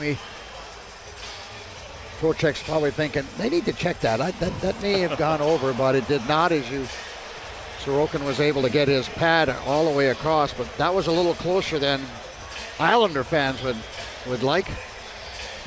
Vinny Trocheck, great player for the Florida Panthers. Good two-way center, plays with a lot of grit, Brendan. Good on face-offs. He was an all-star. He scored 31 goals a few years ago, back in 17-18. Had just 10 and 11 the last couple of years, for 17 in 47 last year. His first full season in Carolina.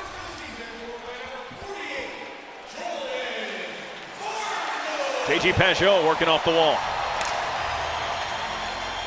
Bouncing puck played by Slavin, lost his footing. Parisi tracked him down, kept the puck in the zone. Zach Parisi to the net, batted out of the air by Wahlstrom, but off target. Pretty impressive play by Wahlstrom just to get a stick on that. Wahlstrom keeps it moving. Now for Pollock, the wrist shot alone in front was Parisi with a tip. Pajot threw it back across the goal mouth, nobody home. A big shift for the Islanders after giving up that goal to come out and create some offense, and the third line, if you will, creates the opportunity with good second effort. Wahlstrom and Zach Parisi. The Islanders have gotten goals from the top 2 lines. Barzell getting one, Nelson getting another. Bottom 6 different stories so far in terms of them driving offense. That's one of the best shifts from that third line. Well, we know Ilya Sorokin is getting the start tonight. The other option would be Corey Schneider. Hasn't played an NHL game in a few years, but with Semyon Varlamov still dealing with what Barry Trotz termed a nagging injury, if they are to need Corey Schneider or another goaltender whether by choice or by necessity, it would be him until we are told otherwise. Plenty of NHL experience with the New Jersey Devils. Had some very solid years. Vancouver Canucks as well. Yep. Certainly a nice veteran presence as a backup goaltender. This one thrown into the skates of Andy Green. Mayfield on now for Bailey. Of course, Mayfield and Andy Green, new partners this year as this shot's deflected up and over the glass. That's going to be one of the adjustments. Dobson and Andy Green played together almost exclusively last year, but they made the decision that Dobson's going to start the season with Zdeno Chara, and Mayfield, who had been paired with Nick Leddy, is now with Andy Green. And I think there's a couple different reasons why. Chara is going to get a fair amount of minutes and considered a top 4 defenseman, and certainly this would be Dobson's opportunity, and it's his time to move up and become that defenseman, that fourth, if you will, that's going to give more ice time. And who better than to learn the trade and get more ice time, more responsibility than a guy that's been around a long time and understands the game very well. And certainly Scott Mayfield and Green, veteran defenseman, can play as the 5-6, and we know that Barry Trotz loves Scott Mayfield as a penalty killer, so not a lot of drop-off, I think, in ice time for Scott Mayfield, but I think it's important for Dobson to try to raise his game and raise his responsibilities. You know, I think a lot of people, once Nick Leddy was traded, they said, okay, what are the Islanders going to do to replace Nick Leddy? Who are they going to go out and get? Are they going to get a free agent? Who's it going to be? Did they get Zdeno Chara? Dobson's the replacement for Nick Leddy, right? Are we looking at that right? I think that's absolutely right. I mean, he's been on the power play. He's a tremendous skater, great hockey sense, has a good shot, and just needs more time in those situations. So Chara, we all know what he brings to the table. So, but certainly a lot of eyes on Noah Dobson this year, and like I said, he's got a tremendous tutor. You know what Chara did with McAvoy in Boston. There's a shot off the outside of the net. Second time they've hit that outside of the twine here on this shift, and got at least a few people in the crowd excited down near the net. Out high for Slave, and the big blast punched away by Sorokin. Islanders a little loose in their own zone. They're not reacting as quickly as they should. It's more in between. Thompson wraps it around the boards. This will be an icing just after the halfway point of the period. And that's not a bad play. I mean, these guys are in such good shape that even though they would have maybe liked to have changed, they don't need to. They'll gather their wits about them, and they'll settle things down a little bit. And now with a good face-off win, Brendan, you can exit your own zone. But a good shift so before for the Hurricanes, creating some pretty good cycle plays and good shots from the slot area. Both Dobson and Chara have been on the ice for more than a minute. The forward group out there 49 seconds each after this icing and the restart. But now they will get a chance to get off as that deflected shot winds up over the glass. A nice big break for them here as we step aside with 9:51 to go in the second. Canes by 1.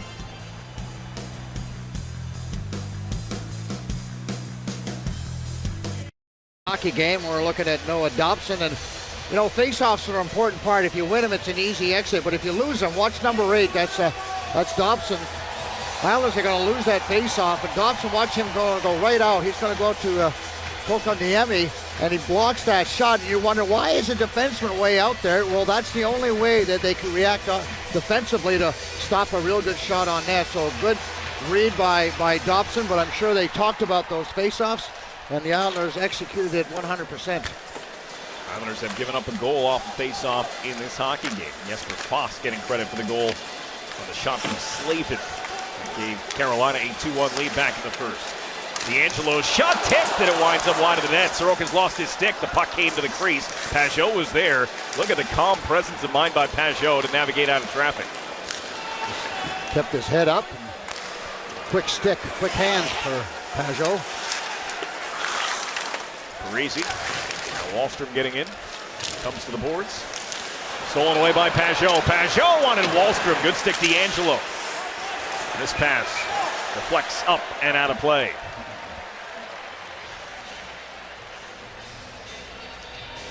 Did you know you can still place live bets during the game? From props to over-unders, make every moment more on the FanDuel Sportsbook app. That line's been really good, Brendan. They've picked up their pace. They're getting more time in the offensive zone, and I'll go out on the limb and say that one of those guys on that line is going to score before this game's all said and done. They're creating opportunities. Get odds on that? Here's Slavin. 3-1. Played back along the board. Mayfield in there now as it comes free. Beauvillier had a beat on it. Stahl got a stick in there. Nelson gave it back to Stahl. Stahl's pass into a good area, but only Andy Green there. Then falling down was Shea. Beauvillier racing after it. Bailey to the net. Nelson a trailer. The shot came high for Beauvillier, and it caroms all the way around for Nino Niederreiter. You got to hit the net there. Niederreiter got around Chara, sliding towards the goal line. A penalty called. Hurricanes celebrating. The call on the ice is that it was stopped by Sorokin from crossing the goal line. But the call on the ice is also a power play for Carolina. You can't push the goalie into the net. If he's got the puck under him, you cannot push him into the net. Now, they may check it, but a strong move by Niederreiter. But I was saying, you go down the wing, and Anthony's got to hit the net. He's got everybody going to the net. Islanders were in the middle of a change and driving towards the net. I don't know when that's in or where that's in. A referee didn't signal. Take another look at it. It's going 5-hole. He's got his stick in between the legs, though. So I mean, I think you have a legitimate. The pressure from Barzell might help with the non-goalie interference call, but where does this puck go? Yeah, can't see it from anywhere around here. The officials have huddled. As we take one more look at the overhead view, can we track that puck? I mean, it's in right the net. In the net. It is in the net. The officials have huddled near the scorer's table. They have yet to actually determine what the call on the ice is. We'll get that here. We have a goal on the ice. The play will be under review. So they have changed the call on the ice to a goal, and now it will be reviewed.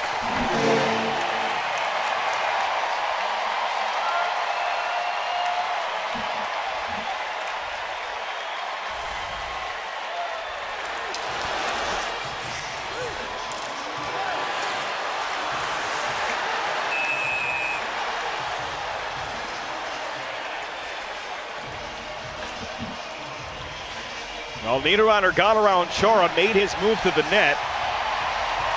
Was that contact with the Islander players enough to negate any goalie interference? No, looks like they've called it a good goal, and they've called it a good goal, but this could still be challenged by Barry Trotz. So they have called it a goal on the ice. That was the first step.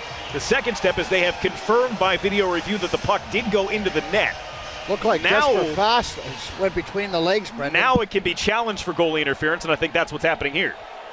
New York is challenging that there was goaltender interference prior to the scoring of the goal. Again, so this is a three-part issue. Number one, call on the ice, established as a goal. Right. Video review by the officials confirmed that the puck did cross the goal line and wind up in the net. That was relayed to the Islanders. Barry Trotz has now challenged for the goalie interference aspect of it, which was not looked at by the officials previous to this. Now, and is it Niederreiter as he drives towards the net? So he tries to get the shot out and certainly crashes in, and watch number 71 come in with his stick. Well, that's a tough call. I mean, my question for you, Butch, is Niederreiter on his way down before the push from Chara? He is, but so his momentum was taking him into the goalie regardless of whether or not there was contact from behind. But the problem is there was contact from behind. Yeah, absolutely. But yeah, he was stumbling, and there's no doubt about it. And then kind of interesting where Foss, number 71, comes in with his stick. And was that puck dead already, Brendan? Still under him, and does he push it into him afterwards underneath the goaltender? Didn't take long. Again, they've been looking at this play for a while for different aspects, and here we go. After coach's challenge review, it was determined that the puck did cross the line legally. We have a good goal. New York has assessed a bench minor penalty for delay of game. So it's a goal for the Hurricanes and a power play as well. All about interpretation. As you mentioned, Brendan, he was pushed a little bit from behind, but he was losing his balance and slid into the goaltender. To me, that's a 50-50 challenge. Yeah, that's one of those where if you trust your penalty killers, you say, hey, the risk is worth the reward if we can take this goal off the board. This call could go either way.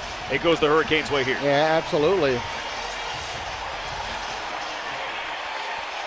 And all of a sudden, it's a 4-2 lead for Carolina. And now a power play. So a crucial penalty kill here, not to let the game get away from him. Adam Pelech moves it off the boards for Cizikas for the easy clear. And Niederreiter with the strong move around Char was able to get to the net. Did Niederreiter get credit for the goal, or was it Bost? Because his stick came in late underneath everybody. They're giving it to Niederreiter at the moment, but these things do change typically during the intermissions. Yep.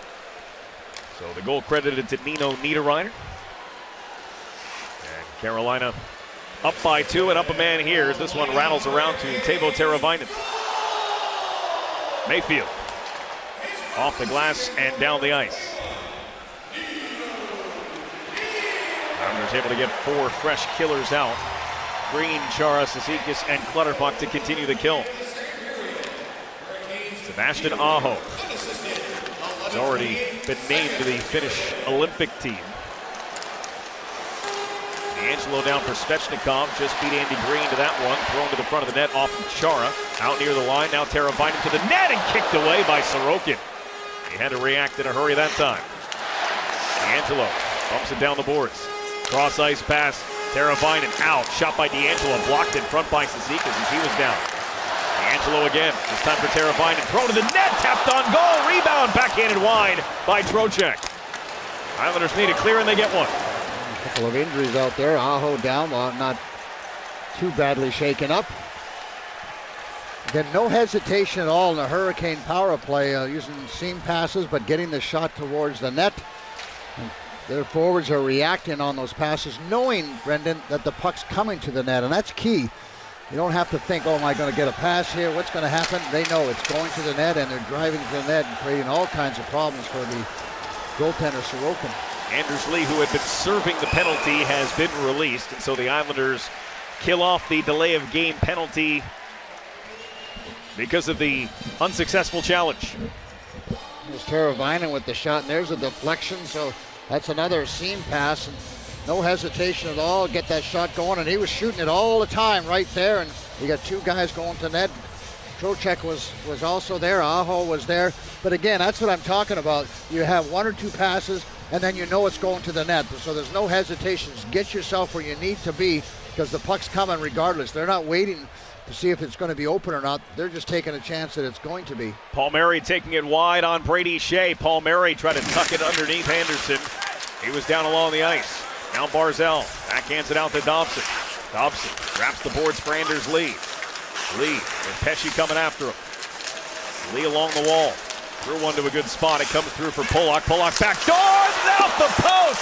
Barzell hit the outside of the net. Boy, it looked like it was an empty net. It was a little bit out of his reach, but he'd want that one back. He's talking about a mulligan on that play. Here's Lee.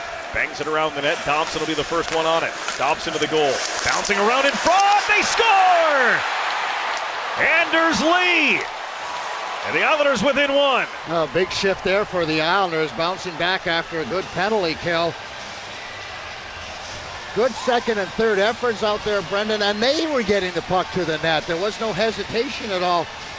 Ryan Pollock keeps that puck in, fires it towards the net. He expects guys to go towards the net. He knows Palmieri's usually hanging around there, but Anders Lee, off balance, just sort of steadies himself. That's a pretty good rebound, but Anders Lee knocks that puck down and out of midair to start it off, and then, as we so often see him in action, is that he's strong on his feet and gets it towards the net. But that's, to me, is just all about getting the puck to the net. Good effort, but knowing, hey guys, we got to shoot the puck. We're not going to score him, and they were in position to get rebounds. Anders Lee had 12 goals last season in 27 games when he hurt his knee and missed the remainder of the season and the postseason. He was leading the Islanders in goals at that point. And Anders Lee cleans one up in front of the net here in the season opener to get the Islanders within a goal. Pajot and Parisi come in. If you're Carolina, though, that was a clean look for Freddie Anderson. No traffic, no tips, and he put the rebound in a terrible spot. Yeah, he really did. He got to control that a little bit better than what he did. Maybe expected his defenseman to be a little bit stronger, but tough to be stronger against Anders Lee. Teravainen down for D'Angelo. Rink wide for Ian Cole. Cole loads it up. Too many bodies in front.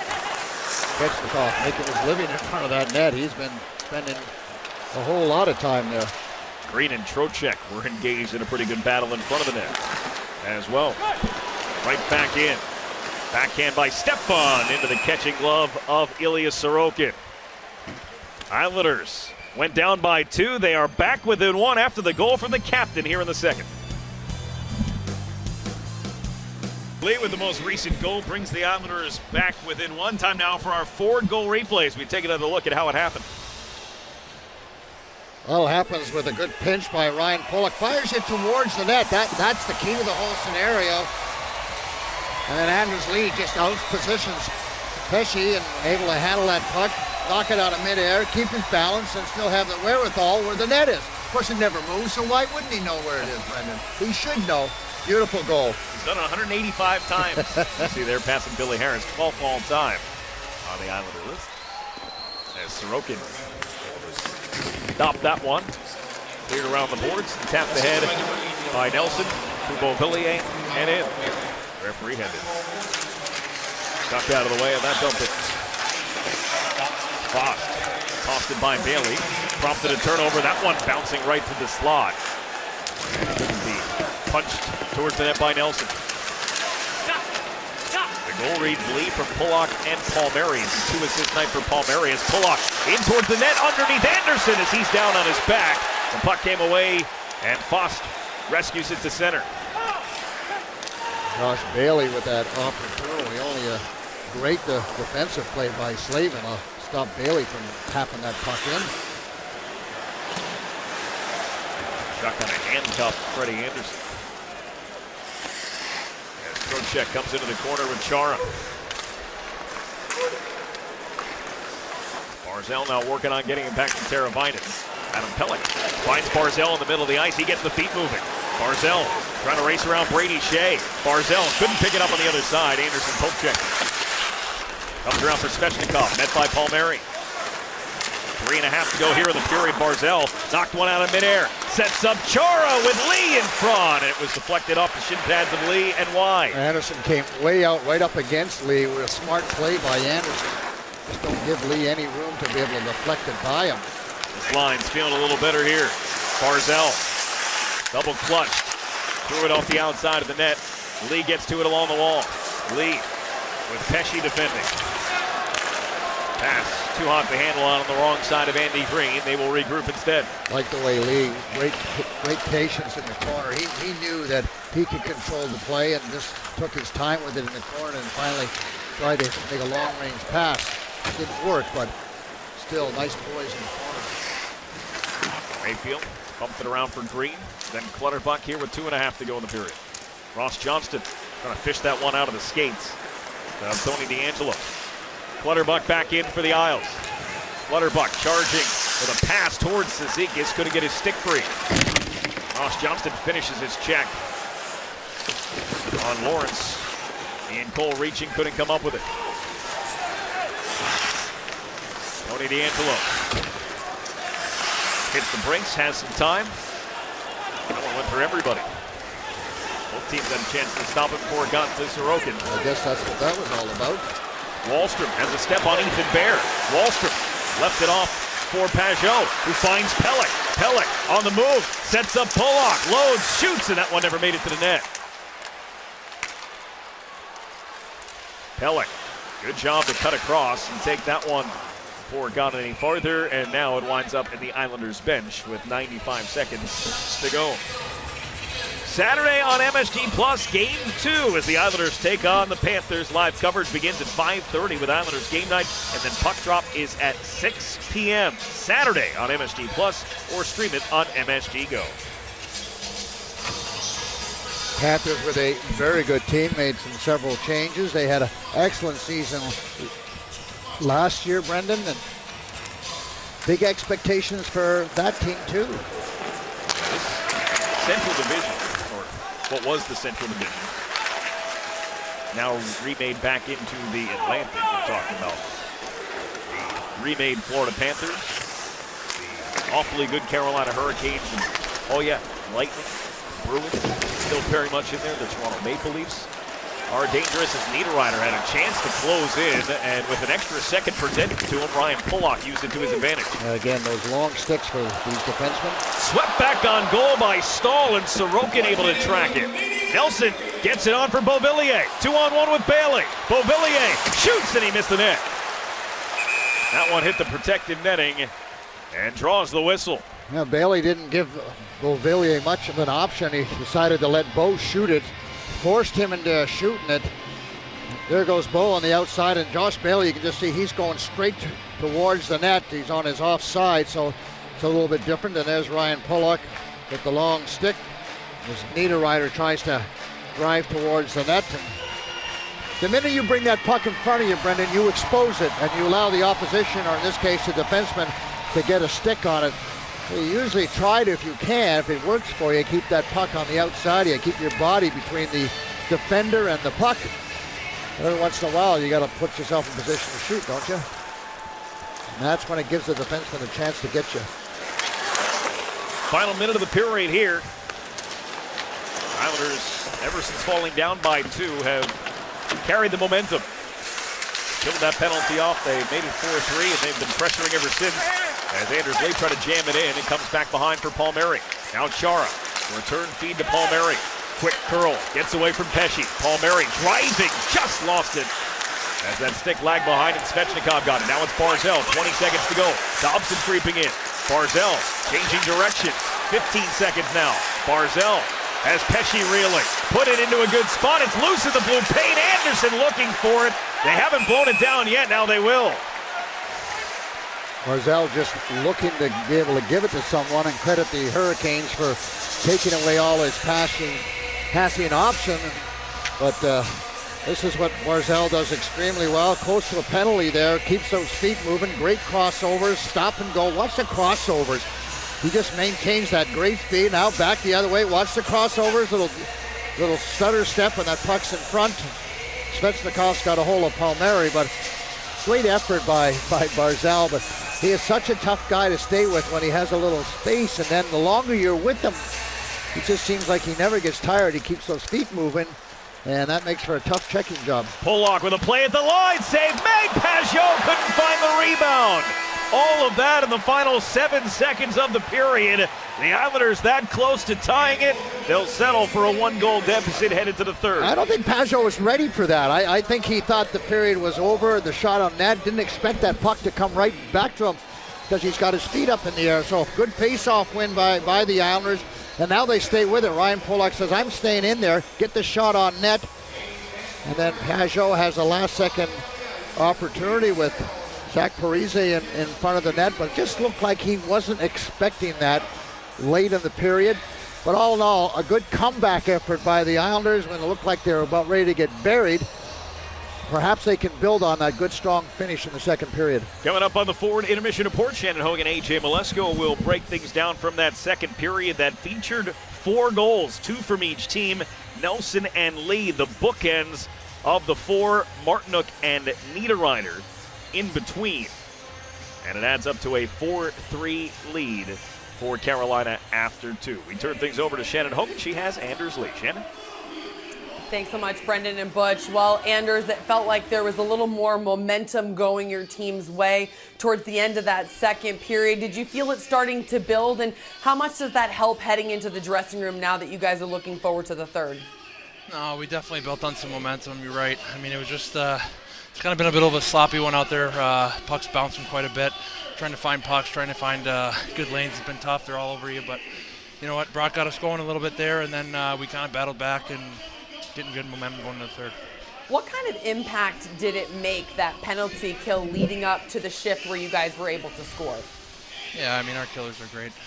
Getting in lanes, sacrificing their body, blocking shots. It's MO of our team, and those guys exemplify it the most. So big kill there and let us go. I know you guys were probably not hoping that the score would look like this with 20 minutes to play. Where do you see room for improvement to come away with a win here in Game 1? Win a period, win a game. It's even. It's going in. Let's come out with some legs and find a way. All right, thanks so much, Anders. Good luck the rest of the way. Thanks. We have plenty more to come on our intermission report. AJ Malesko getting ready to break things down as the Islanders are trailing by a goal after 40 minutes of play. The captain happy to score one here in the second.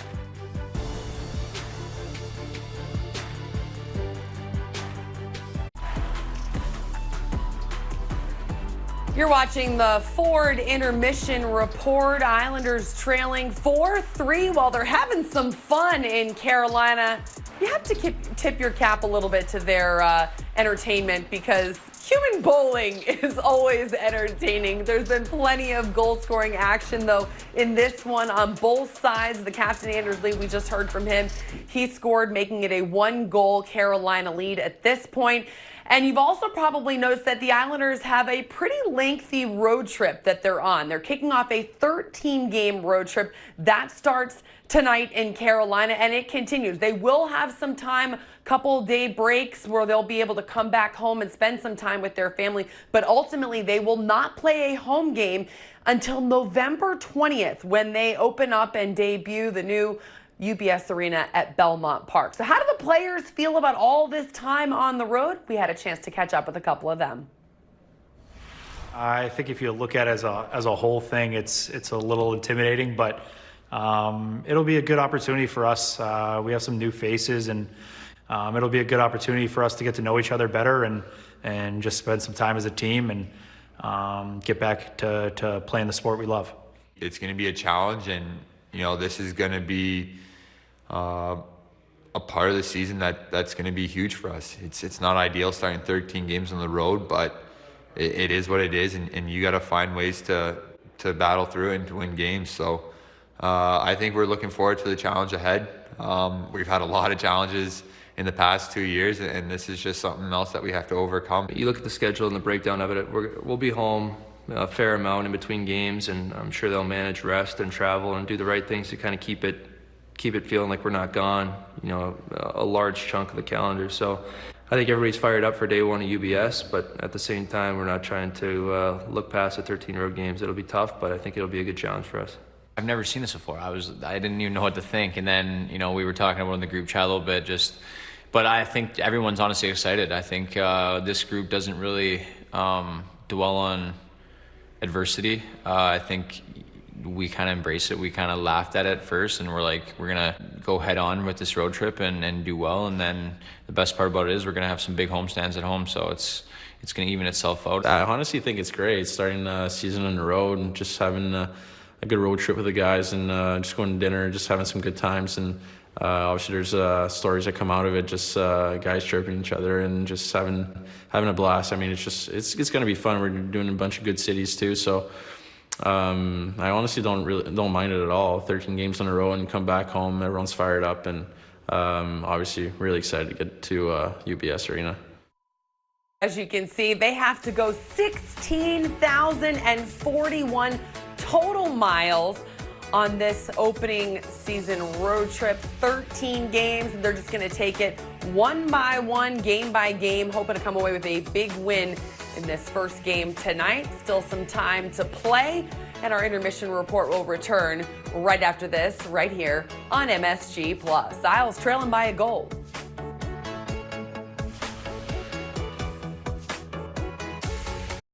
Find the world's favorite sports book, you need to ask yourself, why am I not a member of the world's favorite sports book? At last count, we had over 45 million members worldwide. Download the app now and see for yourself why Bet365 is the world's #1.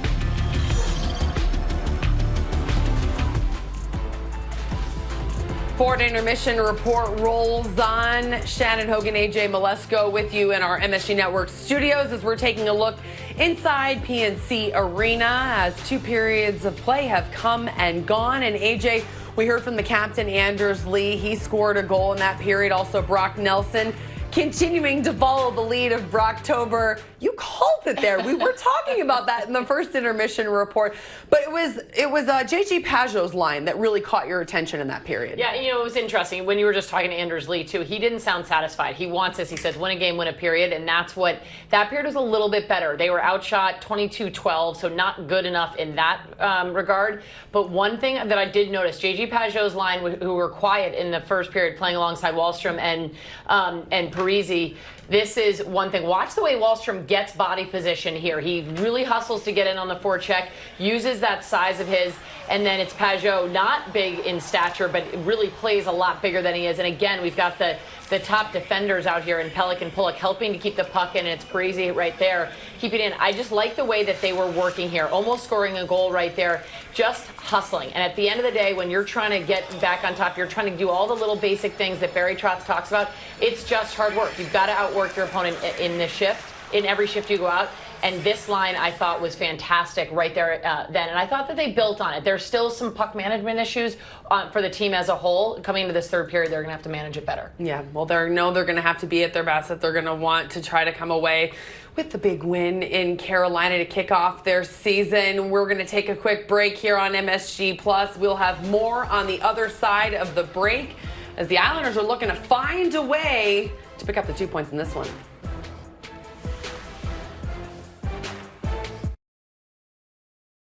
Sportsbook, make every moment more.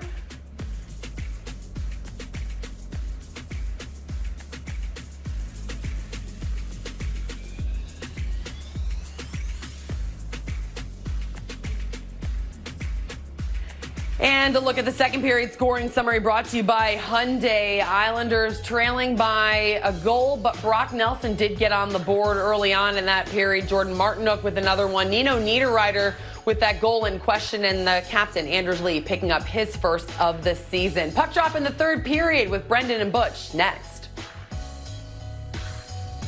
From Raleigh, North Carolina, it is a 4-3 lead for the Hurricanes. Anders Lee's first of the year. The last goal from the second has brought the Islanders within one. Brendan Burke and Butch scoring here at PNC Arena for the Islanders season opener and the first of 13 consecutive games on the road. That's the challenge. I mean, even though they're not spending all that time on the road, still you're going into a hostile building, and normally, Brendan, you want to play 500 hockey. You figure you play 750 at home, you play 500 on the road, and that's going to be a challenge for the Islanders, particularly early in the season. Everybody's hot to trot. For the Islanders, they're going to have a handful. This will be icing against the Islanders. Were you one of those coaches that liked an early season road trip to kind of help the team get off and running? I did. I didn't ask for 13 games or anything like that. Nobody would. Yeah, I mean, you want to play a short road trip, maybe 2 or 3 games, just to kind of get everybody away, because training camps are at home, so you're not able to spend time together. So these guys can get on the road. I will say though, they're on the road for 4 or 5 days. They're back home with their families and friends. And then they go back on the road again for another short period of time. It's hard to win on the road. Islanders clear it down again. This will leave the ice. So it is 13 games. It is over 34 days. The first leg is the longest. It's 12 days long. They're coming home after Vegas game on October 24th. Then 4 days at home before just a quick trip to Nashville and back.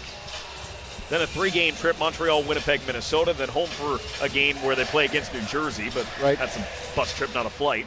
And then a 2-game trip back to Florida. They'll play Florida and Tampa, and then finally come home just before Thanksgiving. Yeah, I mean, if in all those road games, Brendan, you were basically had 2 or 3 home games in between them, it'd be a beautiful, beautiful schedule. Yep. The fact that that didn't happen makes it a little bit more difficult, but they'll be happy to be at the UBS and with a whole bunch of games, and hopefully they can have that same kind of record they had last year at the Coliseum, where they were one of the best teams in the entire league on home ice. There's a blast on goal and a blocker save from Sorokin. Islanders won 21 games at home. 21 of their 32 wins were at home in a 56-game schedule. That chance just wide as it comes around the boards for Bear. Try to go back to Trocheck. Comes to Svechnikov instead. Just past the opening minute of period number 3, that blind pass from Teravainen nearly found Slavin charging towards the goal. Slavin into the corner. Barzell was defending. Slavin's pass to Stahl, and Sorokin had to be there. Bear keeps it alive. Good pressure here to start the third from Carolina. This one settled in the corner by Ethan Bear. Now it's Svechnikov on the cutback behind the net. Still with it. Finds Bear in the circle. Offensive zone changes for the personnel. He went for the lacrosse move again, and Svechnikov had it knocked off his stick. Crowd buzzing here as Svechnikov, who has pulled that off twice in NHL games, attempted it once more. Long shift for the Islanders. I mean, having to chase the Hurricanes around. But too much circling, Brennan. I'm watching as the guys are going at him. They score! No, hit the post. Well, the referee waved it off. You got better eyes than I have, but the referee waved it off. But there was just a lot of circling, and that gets you in trouble. You go at someone, finish your checks. Nobody hits anybody. It's just a circle, circle, circle. It comes all the way around, and that goes right off the post. The Islanders are really fortunate on that play to get away with just the post, because that was a terrible shift by the Islanders. And Svechnikov there, he's coming up with it, and Adam Pelech says, I don't think so, not so quick. By the way, there's 17:58 left in the period. Those were the 5 Islanders that started the period. So that was a 2-minute and 2-second shift for those 5 guys. Yeah, no, those are the shifts that you got to eliminate. And like I said, Brendan, that was just for me a terrible job of not finishing your checks. You just circle, circle, circle. Beauvillier keeps this play alive as Anderson went to cover, and Beauvillier was able to work it out instead. Thrown back to center. Chara to Beauvillier at center ice. Using the boards to get it to Brock Nelson. Has a goal on opening night yet again. Anderson very good with the puck. Brendan, one of the better goaltenders in the league at passing. Oh, Natchez stepped on the puck and wiped out. That's just an embarrassing moment. That's all that is. No harm, no foul. I'm sure that won't wind up on Twitter. Oh. Here's Natchez. Make everybody forget about it there. And then Bear stepped in. Beauvillier just chopped at it with one hand, and this has just enough juice to go all the way down for an icing. The Islanders are on their heels right now. And Hurricanes looking for a push, get that insurance goal. Taking it to the Islanders, forcing the Islanders to spend a lot of time in their own zone. Got to pick up the intensity level. And I'm sure that's what Barry's talking about on his bench and his coaching staff. Is, come on, boys, let's get our feet moving. Here's a chance for D'Angelo, put it into the blue paint. Sorokin scrambling around as the centering pass comes out to the line. The shot from Ian Cole didn't make it to the net. All kidding aside, though, with Martin Natchez, he is in some discomfort on the bench, being looked at by the training staff. He hit the ice hard. Yeah, well, that's you're not prepared for that fall. D'Angelo got away from Bailey, then lost it. Comes to Bailey now with a little help from Beauvillier. Islanders clear to center. Beauvillier shoots it in. Pajot, who is fresh in pursuit. D'Angelo gives it up to Mayfield, but it got in tight to his skates and carried him out of the zone. Pajot for Clutterbuck in the middle of the ice. Clutterbuck snapped one that's deflected away from the net by Stepan. D'Angelo's clear. Comes to Martinook, and he'll loft it in. Need to hustle back and get it going up the ice before the Hurricanes get all settled, and that didn't happen. Johnston didn't get a piece of that, and even if he did, he's on the wrong side of red, so this is an icing call against the Islanders. The Hyundai Club at UBS Arena at Belmont Park is New York's most exclusive sports barn. Designed with Isles memorabilia to honor the team's rich legacy, the Hyundai Club offers guests with a great view of the ice and pre-sale access for all concerts at UBS Arena. Memberships are limited, so don't miss out. Head to NewYorkIslanders.com/UBS to secure your seat today. Get some 91 jerseys hanging in there. I'm anxious to see that in the new building. Oh, another good chance off a face-off for Carolina and Teravainen. This one shoveled across the goal mouth. Bear back down. Well, see the circling, Brendan? I mean, guys got to stop the circling away and commit to taking someone out. This is the line that you would imagine be able to do it. Yeah. Islanders bring out Pajot, Parisi, and Wahlstrom now. Yeah, but it's just not the forwards, it's defense too. And get involved. Polak, Parisi, taken off the puck by Trocheck. And now as they bank it off the glass, Trocheck dealing with Pelech. Pelech wipes out. Puck still comes on for Svechnikov. Brings it around the net. Still surveys the scene. Pass off the skates of Ian Cole. Now the Islanders pushing the pace. Wallstrom gets to the red line and dumps it in. Bounces right to the crease. Anderson dropped it off behind. Good hustle by Parisi. Opened it up for Pajot. Pajot drags to the backhand. Can't do anything with it. Natchez. He'll dump it down. Sorokin stops it and gives to Polak. Islanders will slow the pace just for a moment. Pelech got double teamed. Polak comes to support. This one tapped in by Anders Lee. Anderson around the boards. Barzell waiting for it. Barzell trying to get it to the net. Here it comes to Palmieri as he stumbles down. The pass to Chara. Chara towards the goal. Anders Lee with a tip blocked by Shea. Settles in the circle for Aho. Palmieri keeps it alive. Lee changing sides of the ice as Dobson travels to it. Now Barzell, one hand on his stick. Down to the ice, still able to make a pass towards Lee. Kotkaniemi, been quiet here in his Canes debut, does find Aho. And Aho, knowing his line mates are in a change, took his time before dumping it in. Jesper Fast. Got away from Chara. The goal line and Dobson will take it. And this one will not be icing no matter where this puck winds up. It is on net anyway. Anderson rips it to the wall. Nelson read that. Down for Beauvillier, driving, tucks it. Did it go? Underneath Anderson, chaos and the whistle.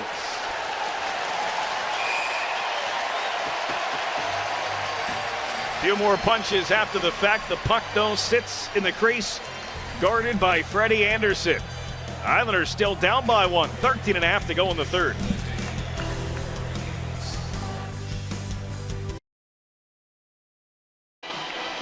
Here is tonight's hashtag Cadillac Trivia answer. Who scored the overtime game-winning goal in Barry Trott's first game behind the Islander bench here in Carolina? Did you have this one right? Josh Bailey, you did. I did. Did you stump us? The experts, tweet your own questions. Hashtag Cadillac Trivia. Did not stump Butch tonight. No. And a good season for Josh Bailey. There's Anthony Beauvillier driving towards the net. Nice save there by Anderson as he has it stuck under his left pad. Got a little lucky there. Saw Antti Ranta. Yeah. Backing up tonight for the Hurricanes. They are expecting to play both Ranta and Anderson quite a bit this season. Antti Ranta, he's been a sensational goalie when he's healthy. He just hasn't been healthy all that often. No, he was very, very good with the Arizona Coyotes. I like the fact that the Islanders, when they've had opportunities, are driving to the net, even from behind the goal line. And that creates problems. It forces everybody to have to react, and you never know when the puck's going to come loose, who it's going to carry them off of. It's just a good offensive play. A lot of players don't want to go there because it's kind of high risk. You might get hurt. Slavin on the backhand. Into the skates of Mayfield. Slavin again, right across the goal mouth. Kicks out towards the line. Jordan Stahl, the captain of these Hurricanes. Into the corner, Mayfield had to come a long way, and he uses that reach to poke it ahead for Beauvillier. Nelson at center ice, needing a change, will dump it in and get one. Quickly, they move it ahead to Martinook. Martinook into the corner, dealing with Polak. Now it's Parisi coming to it. Parisi chomps at it to the skates of Pesce. Now it comes to Wahlstrom. Red line it in from Oliver Wahlstrom. Parisi turns up the heat on Stepan. There's Stepan. Didn't know which way to go with it. Found Martinook. Good back pressure there by Pajot. Steals the puck away. Islanders back into the offensive zone. Parisi floats one towards the goal. Anderson guided away right back in front. Pajot had a chance, and the stick of Pesce stopped that. Islanders picking up the pace a little bit, and it's starting to get to that time where they need to. Still almost 12 minutes to go. Palmieri out wide with a shot. Save made. Rebound was in Bears equipment and pushed to the corner. You know Palmieri's going to shoot the puck, so if you're Anders Lee or Matt Barzell, head towards that net, get your stick down. Good hard wrist shot from Palmieri. NHL Edge technology tracked that one at 81.4 miles an hour. Just kind of off the front foot from Palmieri, labeled top corner. Hey, 81.4 is a pretty good shot in that situation. It really is. You don't have time to wind up and have a whole lot of momentum. 9 minutes gone by here in the third. Islanders still looking for that equalizer. Cizikas' line has not been as effective as we've normally seen it. Not creating much really offensive zone time. Kotkaniemi against Green, who had just gotten onto the ice in time to defend that play. Clutterbuck for Cizikas. Crisscrossing with Ross Johnston. Cizikas wide, rips a shot, kicked away by Anderson. Right back around, it comes for Mayfield. Mayfield to the net, Johnston couldn't get a stick on it. Josh Bailey on the half wall. Out to the line for Green. Mayfield. Wide off the boards, and Anderson got to the post with such velocity that he knocked the net off its peg. There was a little window there, and it was closed by Freddie Anderson. Yeah, that, I believe was Josh Bailey coming off the bench. Quick release and a nice fortuitous bounce, and Bales lets it go right away, and Anderson had to get over there in a hurry. No real angle. But a good try as he zips it off the glove. That puck wasn't going in, but it might have deflected in with a little bit of luck. But a good play by Josh Bailey. Nice job for Mayfield. And one thing Scott Mayfield does is he has a great ability when he has that shot from the point. He does get it on the net. He finds a way to get it through. Doesn't have to be a bullet. You don't very often score from the blue line anyway, so get it on net and look for rebounds and deflections and such. One kicked back deeper by Mayfield. That one knocked out of the air by an egregious high stick of Brock Nelson, but played by Stahl, and so play can continue. Jordan Stahl right into the blue paint. It's still there and now squirts away. Up the wall, Shea stopped it with the skates. Mayfield and Niederreiter engaged there. Pesce tees one up, it was on edge. Punched all the way out of the zone by Sorokin. Good clearing play by Sorokin. Hoping to maybe trap the defense. A little skirmish going on over there with Anthony Beauvillier and some of the Hurricanes. Niederreiter. Tangled up making a change. Ex-Islander. Yep. First round pick, as a matter of fact. Here's Kotkaniemi. Whips it towards the goal. Save made by Sorokin. Well, they've thrown a lot of pucks across that crease, haven't they, tonight? Yep. I don't know if that's a scouting report that he's not very aggressive in his crease area, so get it towards the net. Oh, there's a break. And I believe it's against the Islanders. Oh, a little hold. Sort the penalty out when we come back. Looks like the Islanders are headed on the kill here, down by a goal. 9:13 to play.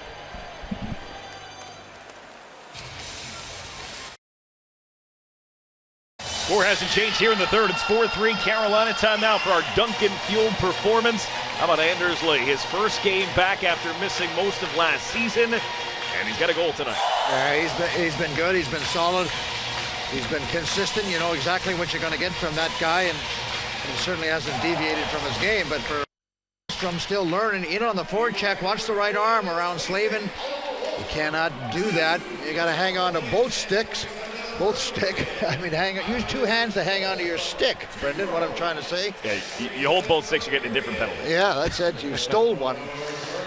But again, anytime you drop your hand on your stick, you've got a chance to grab someone, and that's not going to be good. A crucial penalty kill here for the Islanders to stay within one, and the puck in the slot. It caroms around and rang off the post, courtesy of Svechnikov. Still a minute 24 to kill. They come down to the goal line. It's Trocheck. Well, Carolina can whip the puck around on their power play. Yeah, Islanders really haven't had much of an answer for what's going on. One-timer, they score!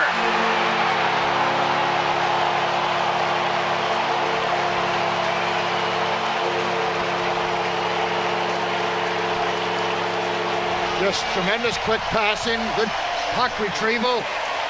And Teravainen lets a howitzer go. I mean, no chance for Sorokin. Islander defense not able to get position, but it's just all about this passing, and the Islanders, as I said, just didn't seem to be able to get into position. Watch this shot right from here, and Adam Pelech's a little bit higher, and they'll talk about that. That's just a clear shot. What a shot that is. He lets that thing go. Tremendous one-timer, and the Islanders found themselves down a couple of goals with just 8.5 minutes to go. But they've been good on their power play with the puck movement and getting the puck towards the net, where the Islanders have not been anywhere near as effective.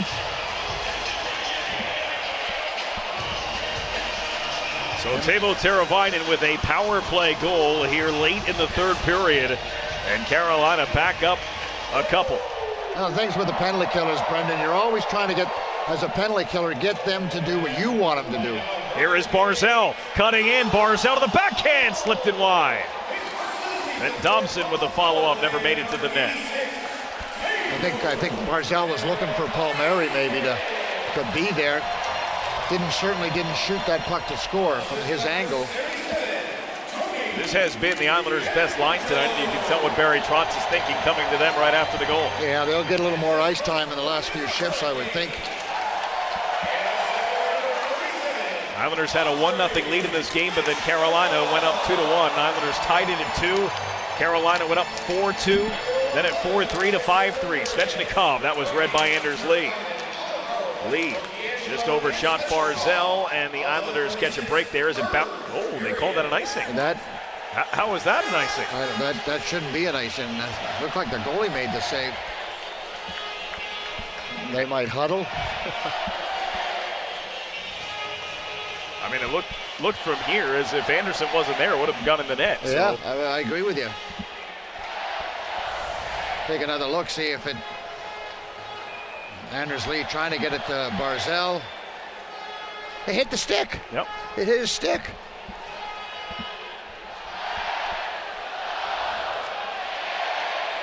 Islanders win that defensive zone faceoff anyway. Green ahead to Anders Lee, who was leaned on there by Pesce. Barzal drops it off in front of the Islander bench while they are in the midst of a change.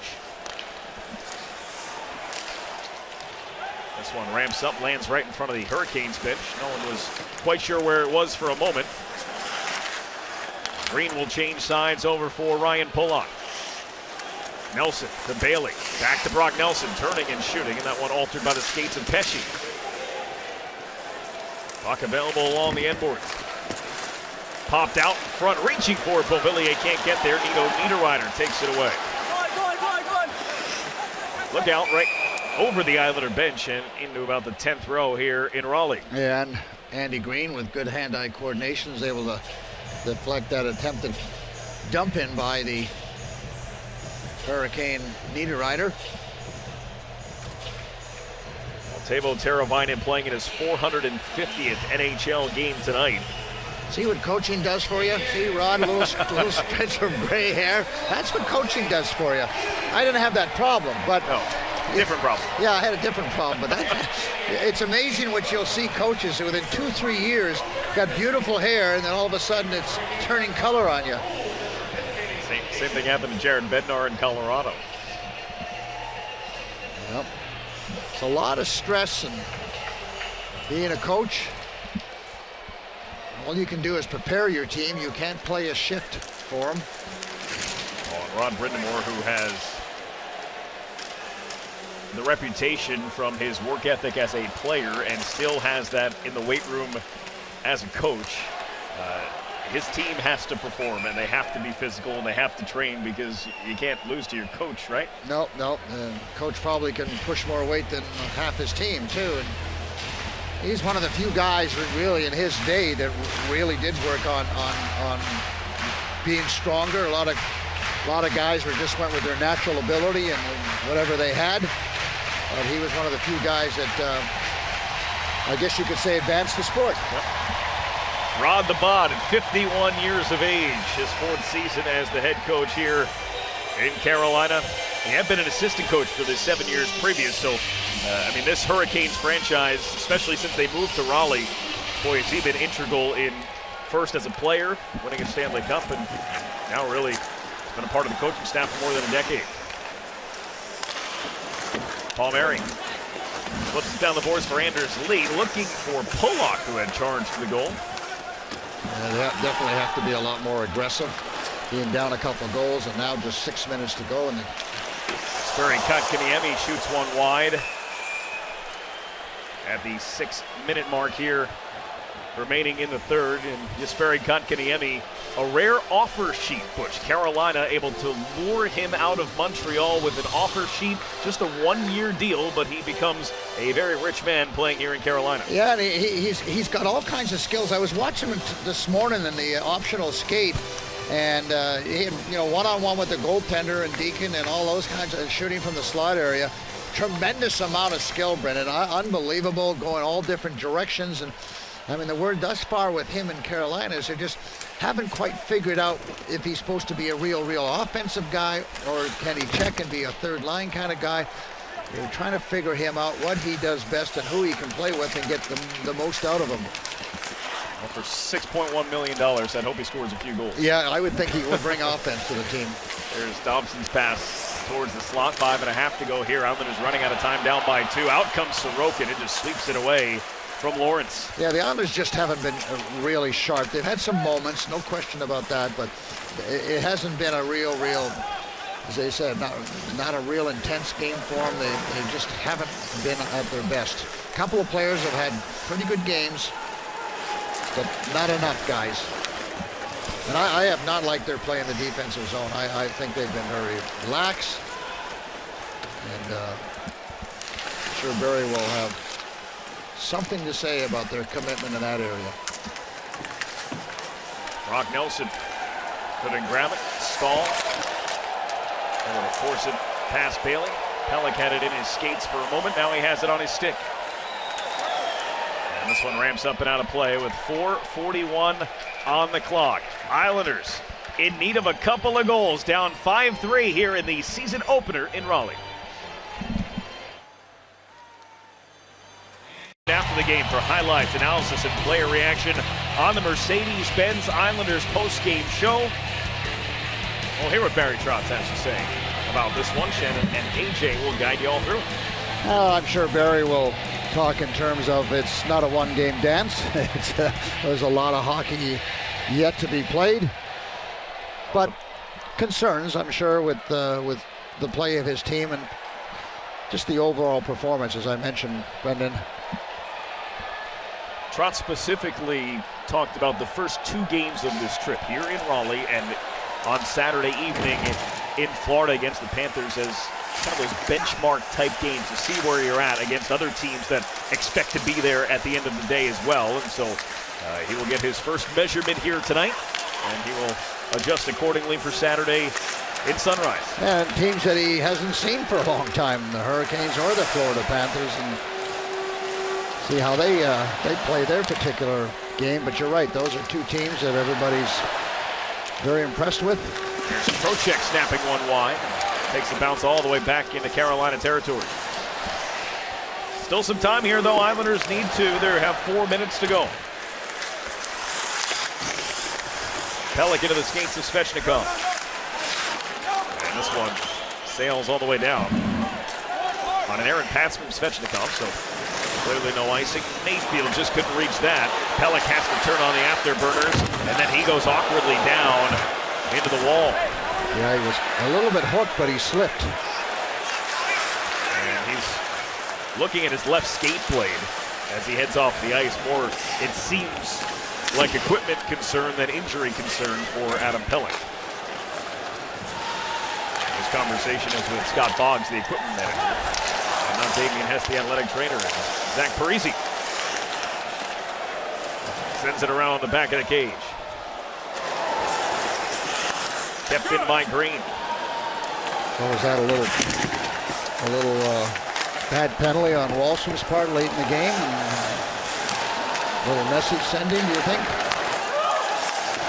Certainly has turned into be a major point in the game as the net has come off again. Islanders were down 4-3 to start the third period. Oliver Wallstrom took a holding call in the offensive zone at the 10:47 mark. Yep. That led to a power play goal and a 5-3 lead. The Islanders have never been able to really challenge since then. No, well, you get down 2 goals in everybody shuts it down, don't they? Especially a team like this Hurricanes. They won a lot of games last year, and they didn't give up a lot of goals. Islanders were the second best defensive team in the NHL. Carolina was fifth, and they brought in guys like Ian Cole, who's known for just that. Yeah, exactly right. And then you top that off with some playoff experience against the eventual Stanley Cup champions, and they played them hard. You covered the game. You saw them play. Special teams were probably the biggest difference between the two teams. Yeah, low-scoring tight games in that series against Tampa, with the exception of one game where there was about 100 goals scored in one period. Yeah. And we have timeout. And the goaltender's out. And Barry Trotz will. Carolina's going to call their timeout. Well, now they know the goalie's pulled and want to make sure of what they're going to do with 5 against 6. Face-off becomes very critical, Brendan. You allow yourself the opportunity to move it around and then hopefully get it towards the net. Can't hang on to it forever. You've got to score 2 goals. It's not a 1-goal game. Well, there's Hilliard, Jim or John. There was 2 of them. This is Jim Hiller in his 3rd season on the bench for the Islanders. Yep, and he was in charge of the power play and the special teams from an offensive standpoint. So you saw him on the chalkboard. 2:54 left, 40 shots on goal for Carolina, 26 for the Islanders, 6 on 5. Wahlstrom is on the ice for this. It is Pulock, Lee, Nelson, Palmieri, Barzal, and Wahlstrom as Teravainen hustling after Barzal. Anders Lee just can't reach that. Shea was able to clear it. That one is knocked down by Pulock. Looked like it was headed right towards that empty net. Barzal angled off by Jordan Staal.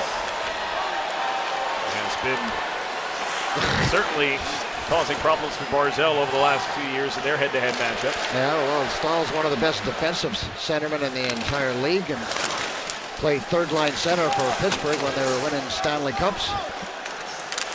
Nelson with a lot of traffic stays in the zone. Wahlstrom couldn't handle that pass. Islanders try to outnumber the Hurricanes in the corner. Got to have 2 guys with the point so you can whip it around the boards when eventually you get it. And there it is, Palmieri.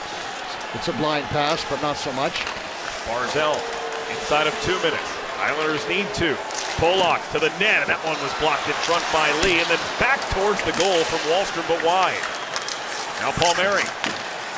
Nelson try to return it. That one cut off and cleared. Not all the way down, though. Tired group of players on the ice for both teams. Islanders got a little congested there on the re-entry for Wahlstrom. Aho at center ice trying to put it away, and Aho can't do it here. Tired Ryan Pulock just in desperation went down. And this is a penalty. It's a slashing call that saves a goal, but it seals the fate of the Islanders at the same time. Matt Barzal, the guilty party. And again, not a very good 6 on 5 for the Islanders as Pulock, and then the pass out into the slot area, and there's a little slash in the hands. If you don't do that, then the puck's in the empty net probably anyway, Brendan. So you save yourself a minus if you're Matt Barzal. But early in the season, and still lots of time to work out the kinks.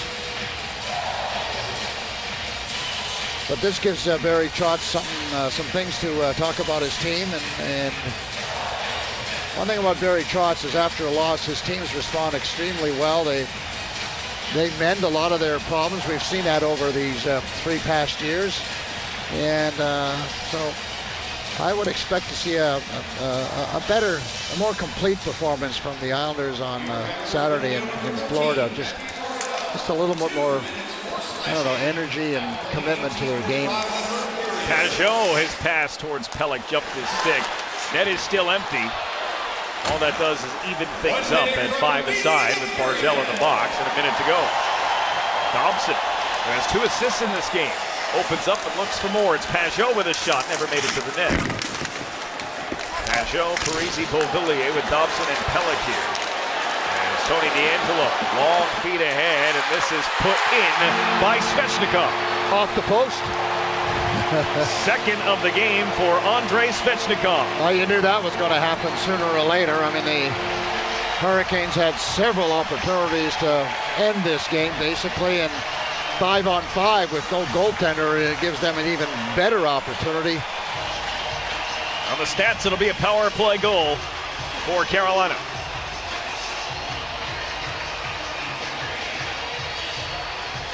Hit both posts, I think. Yeah. But be that as it may, 6-3, and the Islanders have dropped the first game of this road trip, the first game of this season. Ross Johnston with a hit on Ian Cole here in the final minute. Svechnikov scores his second of the game. The Islanders will not go 82-0 this season. That we know. They do, however, get goals in the game from Matt Barzal, Brock Nelson, and Anders Lee, but it is not enough as they are doubled up by the Carolina Hurricanes. 6-3 here in Raleigh on opening night.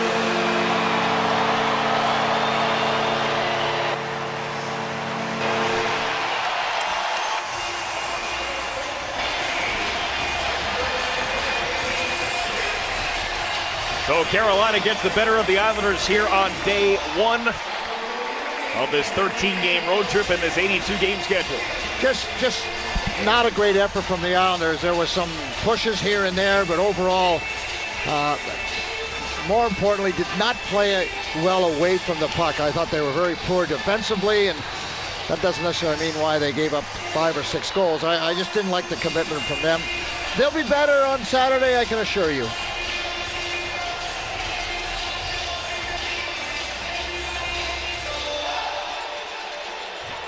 So it's a 6-3 win for Carolina. The Islanders are back in action Saturday on MSG Plus when they take on the Florida Panthers. Our live coverage begins, remember, early start time, 5:30. Our coverage begins with Islanders game night and then a 6 p.m. puck drop. Coming up next is the Mercedes-Benz Islanders post-game show. Shannon Hogan, AJ Malesko will have a reaction from the Islanders locker room and from head coach Barry Trotz. Scoreboard scoring, I'm Brendan Burke. Thank you so much for joining us here on opening night. Shannon and AJ, Islanders post-game show. Mercedes-Benz coming up next.